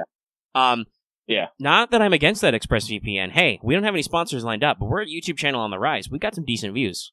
We'll shill. We're not afraid. Listen, I just said I have Amazon habits and wish lists I need to complete. But yeah, I feel like this is definitely where piracy is probably on an uptick right now because people are at home and they don't like to deal with stuff. Same reason why VPNs are on the rise because everybody's using their internet more and they want to use their internet more in new ways. So everybody's kind of just rising. But it's interesting to see that there's some kind of kickoff to why. Yes, the new law bans establishing operation of leech sites, pasting hyperlinks of illegal websites on anonymous message boards, or providing leech apps for center properties. Those found to be operating a leech website will face penalties up to 5 years in jails and a maximum fine of 5 million yen, or both. Let's see here. The Cultural Affairs Agency lists examples that can be exempted, such as downloading only a few frames from a comic book, or several dozen pages, or a couple of pages from a novel containing several hundred pages. Right, because they don't want to. That was the big concern with the EU's laws, because that would have killed aggregators and sites that scrape small stuff as samples. Mm-hmm. Which I think that ended up not going through, or is still in talks because we shut up about it. So I don't know, but you have to be. This is why you should always be careful. Criminal justice major. Omega's always a proponent of conscientious legal design. You got to be careful with your laws. I do think that. Okay, so I have said before, people say, ooh, piracy's theft. Piracy's not theft. That's not how definitions of work. Like, categorically, the definition of, like, robbery or larceny does not fit piracy. Because there's no, like, there's usually not, like, breaking and entering and illegal removal from a physical place. No. Like, that probably does happen with some piracy. That's super rare. Usually it's just illegal copying. I'm not saying that copywriters shouldn't be protected, and that if you want to enforce, piracy shouldn't be against the law. I also think that fair use is important, though. But you always got to be careful with how you word things, not to give too strong of protections. And historically, the record industry has raised a lot of stink and even shelled out a lot of money to get legal aid kind of on their side. Yeah. Looking at a bunch of things, like, Lucky has always, like, known the fucking path he walks and this shit and reading the stuff, and I always know that one day it's just gonna fucking up and go because it's that. So, I don't know. Yeah, I don't... Like, I mean, we can say it. We're past any statute of limitations. We've pirated things in the past. oh, yeah. We were poor once. Yeah. Fuck, I'm just talking about how it's so great that I could just buy shit I want to on Amazon, right? Yeah. Like, but the thing that kills me about this, it's not so much about them losing money, is that there's just shit that Japan puts out that is just not in English. It's just not translated at all. And, like, yeah. I'm like, how do I get it now? Yeah, that is also always a question, right? Those are the two apexes of piracy, basically, is accessibility and do you have the fucking money? And, like, I'm having been a poor, teenager, poor college student, I won't throw any fucking stones at people pirating anime or games or whatever. You don't have any fucking money. You can't enjoy anything, right? And there will some people who will use that as, like, a deeper ramble about the nature of capitalism, whatever, but guess what? In your communist utopia, if you're a fucking college student or teenager, you don't have any social capital, good boy points or whatever to get anything anyway either. Basically, everybody is poor as a young adult. But so the second thing is, like, Tyranno King. Yeah, I'm assuming you're gonna go there with the accessibility. Yeah, because, like, I buy Blu-rays, I buy light novels. Trust me, but for the shit that I can't fucking buy, I go read online. Like, because what else can you do? And trust me, I'm constantly checking. It's like, hey, has this gotten an English release yet? I would like to support said artist for, making this. Yeah, it's like that's why it's as much as it's what Team fucking Forster says all the time. Support the official release. We're just a parody. We're not doing this bit for stuff. Yeah. Even though they continue to get a lot of flack for it. But they were like, no, you should buy the real thing. And there have been actually many cases of actual, Japanese creators and whatnot who give their blessings to, fan translations. Well, not all. Some of them don't like it. But there's also someone who's like, yeah, if, like, you can't actually get it in your country for whatever reason, yeah, go for it. Wasn't there? We've talked about this before. There was a guy behind an anime that was gone Netflix and was only being released simulcast on Japanese Netflix, and they were, like, surprised and actually complained a little bit. That was Paru Itagaki, who does Beastars. Yeah, she was, like, super, like, shook. Was like, wait, why aren't you guys? Yeah, why aren't you guys getting it? And they're just like, she's like, well, you do what you do. Yeah, because Netflix has a weird model.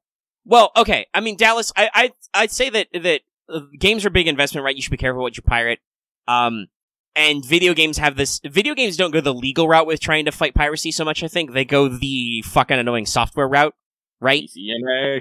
Yeah, which is really annoying and often is just as frustrating for legitimate users as anybody else. Please quit it, video game companies. But I think with video games, it's a similar model. One, you might be poor. Video games can be expensive. Everybody is saying, every news outlet I've seen is saying we're going to $70 for next gen, right? Wait, it's not. I mean, what the fuck is it? It's what the fuck is it called? Shit, I forgot too now. Like, when you said it, I was like, that's the thing. And now you're like, that's not the thing. I'm like, shit, fuck. Yeah, I'm sure it's not DCMA. No, that's the Digital Millennium Copyright Act, which is that's the law in the U.S. that is the takedown for piracy. What's the anti-piracy mechanism? DRM, Digital Rights Management. That's right. There we go. There. I knew there was a D involved. That's a big deal for music too, but that's very big for video games. They do a lot of this crazy anti-piracy stuff that people crack anyway, because we talk about nerds and all that stuff. Crypto nerds break encryption for fun, right? They're not doing anything malicious with piracy. They're not, or breaking encryption, right? They're not trying to, like, steal your game. They're just like, oh, you came up with a fun puzzle for me to solve. I'm not a crypto guy. I wish I kind of was sometimes, because that seems cool and way more high-speed, low drag than my life, but it also probably involves a lot of numbers, and I hate math. But yeah, that's definitely a thing, right? Where, like, the people are doing that just for fun, but it's the arms race. But I think for video games, one, you might be poor, but also, it's only just recently got to a way where you can start doing, and some even still don't do it, where you can basically do quick refunds of a game, right? Like, oh yeah, like, because the thing is, especially since video game rentals are basically done, you know, where you gonna go to a fucking Blockbuster? I mean, they still have some. I think, like, right, there's still some systems, but it's much, much smaller than it was. I remember, when I was younger, I could actually do that. My local library system started getting video games, right? Yeah. I was borrowing fucking video games for 2 weeks at a time on my fucking library card once, kids. Which you can probably still do at some libraries today. Look into that, by the way, if you're poor. Libraries are great. Support your local public libraries. They're super cool. I've spent so many hours in them. I fucking volunteered at one a lot when I was a kid. It's great. Support your local library. They're super cool. I don't have any close to me, but that's okay. I just buy books directly now because I have money. As I stare at my copy of Peace Talks. Heck. But it's hard to do that whole try before you buy thing, which I think should be a fundamental aspect of any marketplace. You should be able to explore a product before you buy it and understand if it's for you. And sometimes video games are crappy at that.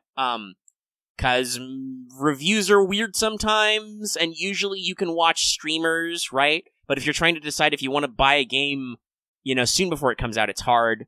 You just gotta work it out and try it out. So you gotta do that kind of try before you buy thing, which is, I think, the other reason why a lot of people consider pirating stuff is because they actually want to see if they like this game. And if they, like, I know some people are real harsh browns. You're fucking stealing from me. How dare you, you dirty pirates. All pirates are bad. They are the scum of the earth. I'm like, nah, dude, most people I know who practice piracy, and when I was a little broke-ass scumlord who pirated shit, it's because I didn't have any money, so I couldn't pay you anyway, and I wanted to actually try your product. Also, by the way, those ads are fucking wrong. You wouldn't download a bear, you wouldn't download a car.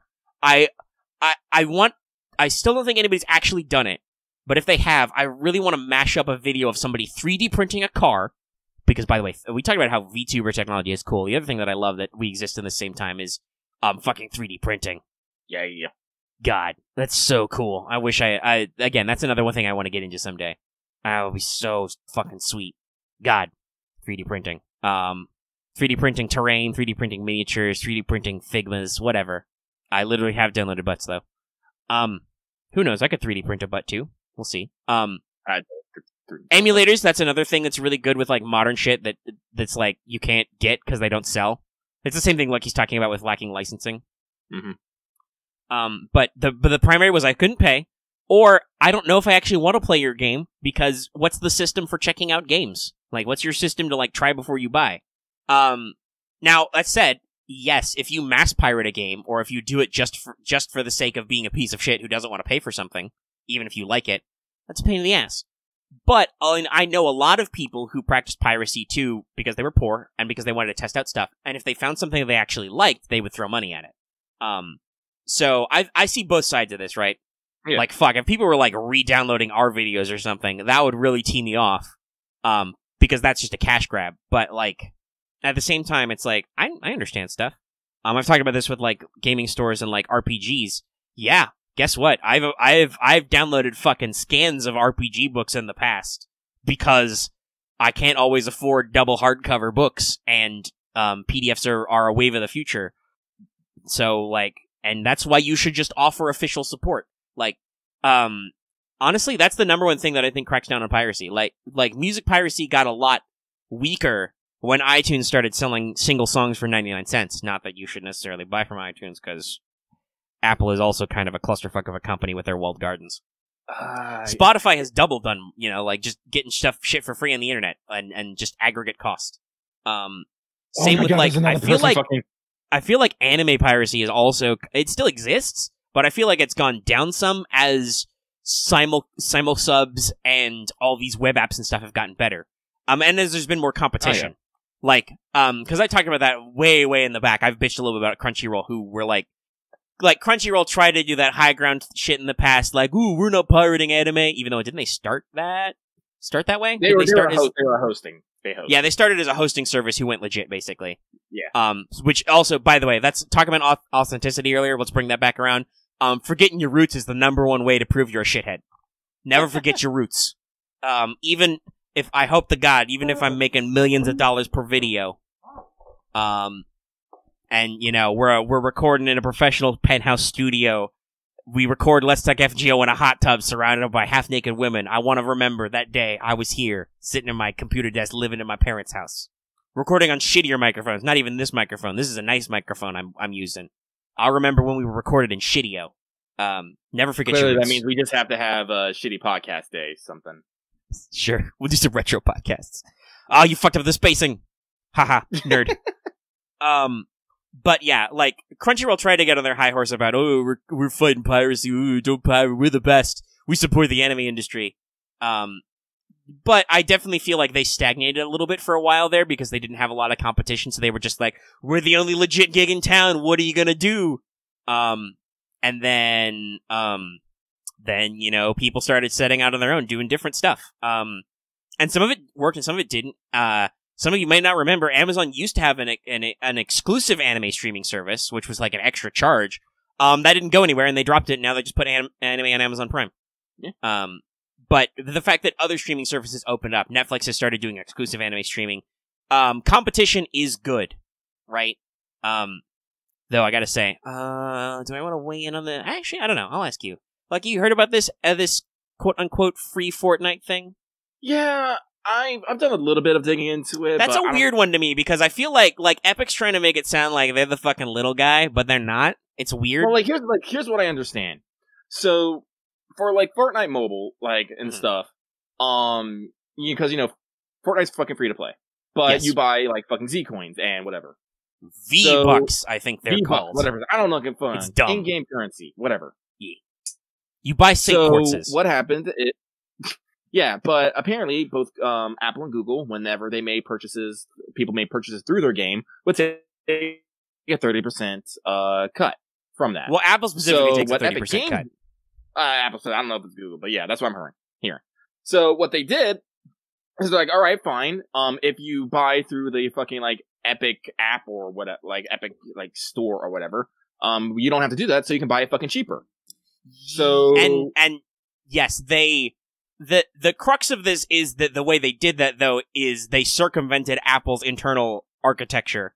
Yes. To do so. Yeah. So Apple was like fucking pulled it, saying that they're violating the terms of service, Which they absolutely are. There is no at the very least, don't let any opinions or anything snowball you on that. They 100% definitely broke the terms of service when they did that. Okay. They absolutely, I'm sure they absolutely broke their agreement when they subverted, because Apple's not dumb.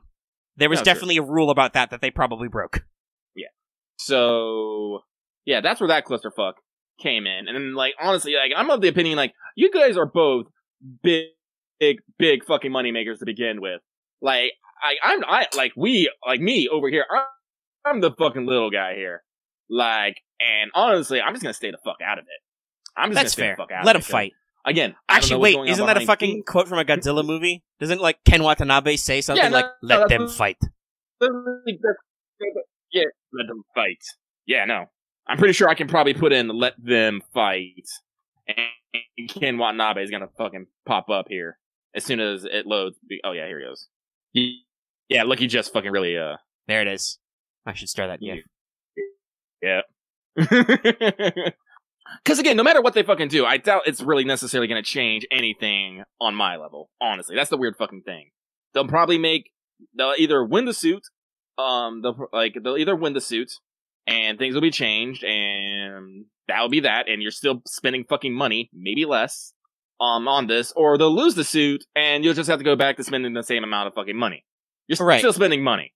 And the other thing is that if they lose the suit, they might stay off the Apple store, which I don't know if that'll actually hurt their business, or it'll hurt Apple's business, or whatever. Like, honestly, I understand what Epic's doing. They're trying to set some legal precedent so they can do some big dick moves, because I don't know. I guess they feel like they have big dicks. Maybe they do. But if I was them normally, I would have just been like, okay, fine, Apple. We'll just we'll just we'll let ourselves be taken off your marketplace. People can still, I don't know what the version is, but I'm sure you can download the quote unquote APK. That's the Android thing, I know, but you can probably find that for iOS and install the app without a storefront or with a third-party storefront. And just be like, okay, Apple, we'll see how you feel when our populace is like upset that you did this and are trying to charge them more money. Like, I would have just actually rode the wave of public goodwill. But no, they were like, we're gonna big dick. Yeah, we're gonna clap back. They actually made a parody of an old Apple the famous Apple 1984 ad. Yep. So, which, by the way, proves that they were definitely 100% ready for this. They were trying to do this. Yeah. So again, they're just trying to make some, big political moves. And as someone who is not super into fucking politics and is not good at scheming, I'm just like, this all goes over my head, and I don't even fucking play this game, so I don't care that much. I don't know. I'm still a little sassy about Epic. I'm pretty sure it was the Epic Store guy who was like, and there's no porn games on our storefront. I'm like, what the fuck's wrong with you? Just because. I picked up Epic Games because they gave me a bunch of free games. I'm all like, yeah, they're trying to slurp you in, but I'm not necessarily saying that they're like they have a moral high ground or whatever. No. I think I agree with Axe. They try to do some of their big dick moves, but whatever, they're a business. And like we said, competition is good, but also you gotta when big dick companies try and like fight each other to make fake competition, it's weird. I'll be interested to see how this turns out because this might mean things for like gaming storefronts and stuff. Because sometimes it's interesting. Sometimes the court gets a hold of these and looks at the two parties going and just like, no, fuck you, figure this out yourselves. This isn't quote unquote the law's business. Yeah, there's some interesting stuff. Like I said, apparently Epic Store thinks they have a fucking chance, so they're swinging. Yeah, I mean, I'm sure both of them have all the money they need to make this take forever. So that's I think you talked about this a couple weeks ago. That is sometimes the concern with legal stuff is the like having the money to fight it out, which big companies do. But yeah, all right. We should probably end on that note. We've been going for like 2.5 hours. All right, I gotta take some pictures for the thumbnail, or not the thumbnail, just for the video. Nah, nothing karmic will probably happen yet.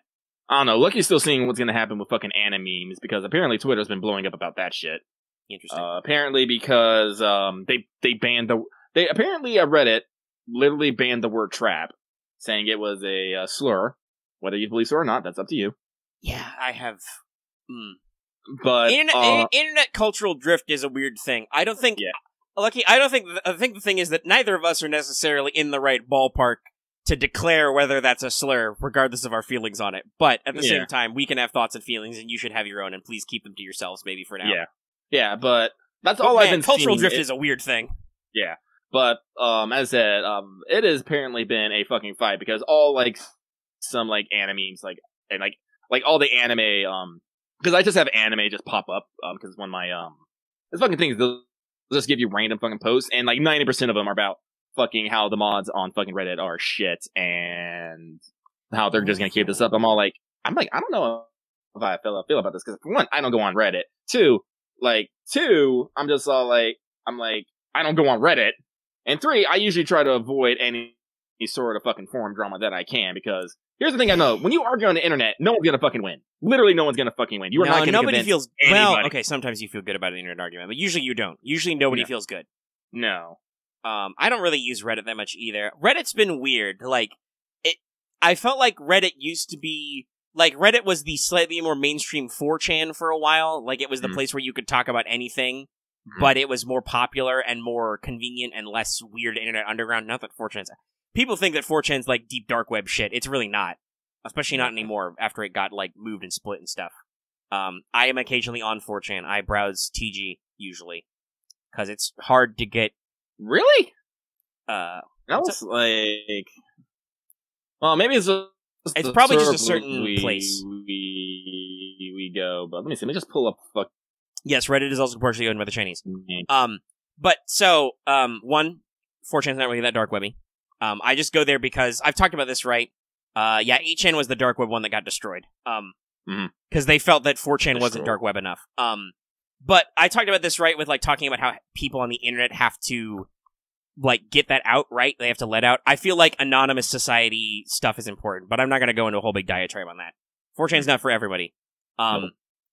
But Reddit was like used to be the mainstream that where you could talk about fucking whatever, but then they got slightly less. They got even more mainstream, right? They got even more mainstream. They started to pop up, and I think some of the original teams got pushed out, and so they started like muting a lot of weird ones. Yeah, they became valuable. They became marketable, and they got kind of weird because people thought that was the place to like hang out and talk about their own personal stuff. And then they got kind of pushed out, and now we're in a weird place where I think sometimes Reddit is trying to push back a little harder. It's always weird and interesting to see. Like for instance, Discord for community stuff made me turn on the filter to catch potentially sensitive material outside of not safe for work channels. So, by the way, if you ever get something accidentally dissed on our community Discord, it's because you're probably posting a picture of a butt, which is very obviously a picture of a butt, not an art dump or hella not safe for work. Which, whatever, Reddit does my job for me, basically. Or not Reddit, Discord. But it's really weird to see, we've talked about this before, this subtle kind of inclination against sexy times, right? Oh, yeah. And it's still a little weird that, like, you cannot acknowledge some of that stuff at all without getting weird. That's still not marketable, despite the fact that sex sells. I don't get it. Though, hey, according to YouTube, we're at an appropriate level to be ad suitable, so fuck it, I don't know. YouTube literally has us... What's the word? I should actually pull it up. It's not self-censor, because that's not accurate. It's like self-categorize? I have a word for it. Why did somebody make a comment about speaking in third person? This person's clearly new. Yeah, they don't have hearts or things, they're new. Who? What? Sorry, I've just checked because I'm popping open our YouTube to try and figure if I can figure out what they call it for our, like, self-policing thing. And there's a recent comment made by somebody who's like, why is there third perspective speaking? And I'm like, you're clearly new. Yeah, it's self-moderation. Also, by the way, Lucky, I think you were trying to speak there. All we heard was robot noises. You sounded like a dying electronic whale. Oh, that is just my new persona. I am a dying electronic whale. But yeah, we do self-moderation stuff on YouTube, and YouTube loves us. They think we're accurate. We're super accurate on all that monetization shit. It's great. So you can actually YouTube makes you do the whole thing and like actually say what kind of stuff is in here. I always say we have light profanity, and YouTube has yet to call us out on that, so I guess we do. We can say fuck as many times as we want, we just have to be careful about how fast we say it. Because we can't be vulgar for vulgar's sake, and we have to make sure not to say it in the first 30 seconds, because they don't like it to be near an ad. Near a pre-roll ad. I don't know where the ad breaks go, so I don't know if any of the ads you see in this YouTube video are near a fuck. Did an ad play just now? I don't know. But, like, YouTube, we're supposedly an acceptable level, and we talk about some weird shit sometimes, so I don't know. Like, we are considered, we're advertiser friendly. That's what they say. So yeah, I don't know. I don't know why internet communities are so uppity, but everything gets weird when it hits that weird marketing. And God knows, maybe we will. Maybe we'll be making those YouTube billions, and our fucking public affairs agent will come down and be like, yo, dog, you gotta delete all these old episodes, because it's 2045, and you guys sound like crotchety old men, and we're probably gonna be like, fuck it, we have money. So, by the way, Coco's streaming live, guess what? I just subscribed the Studio Mega to Coco, and you cannot stop me. Shit. Well, I could unsubscribe, but whatever, You could. I don't care. I like how we're having this conversation. I tab over, and now at the top of my subs, Coco-cha, live now, Reddit shitpost review. By the way, shitpost is in her thumbnail to tell you how people think YouTube's conservative. It's not actually that conservative. You could put shitpost in your thumbnail of your live stream. I'm not actually listening, but I am in there to support for a little bit. It's cool. I should double check if I should unsub from anybody on a thing. I have a lot of subs, some of which are just for reppin', but other stuff maybe I should not. Should let some stuff go. But yes, that was our wrap up, talking about real shit at the end. That's what we usually do. Yeah, I need to go back to actually focusing on this stuff with the stuff. So, we're at 333. Let's get on out of here. Yosh. Any final stuff you want to say, Lucky? Nope. Wow, that nope was very spread out. Thanks, Internet. All right, let's go. before we have to kill another electronic whale. So, if you're watching this video on YouTube and you like it, be sure to give it a like or a dislike. I don't care. You won't hurt my feelings.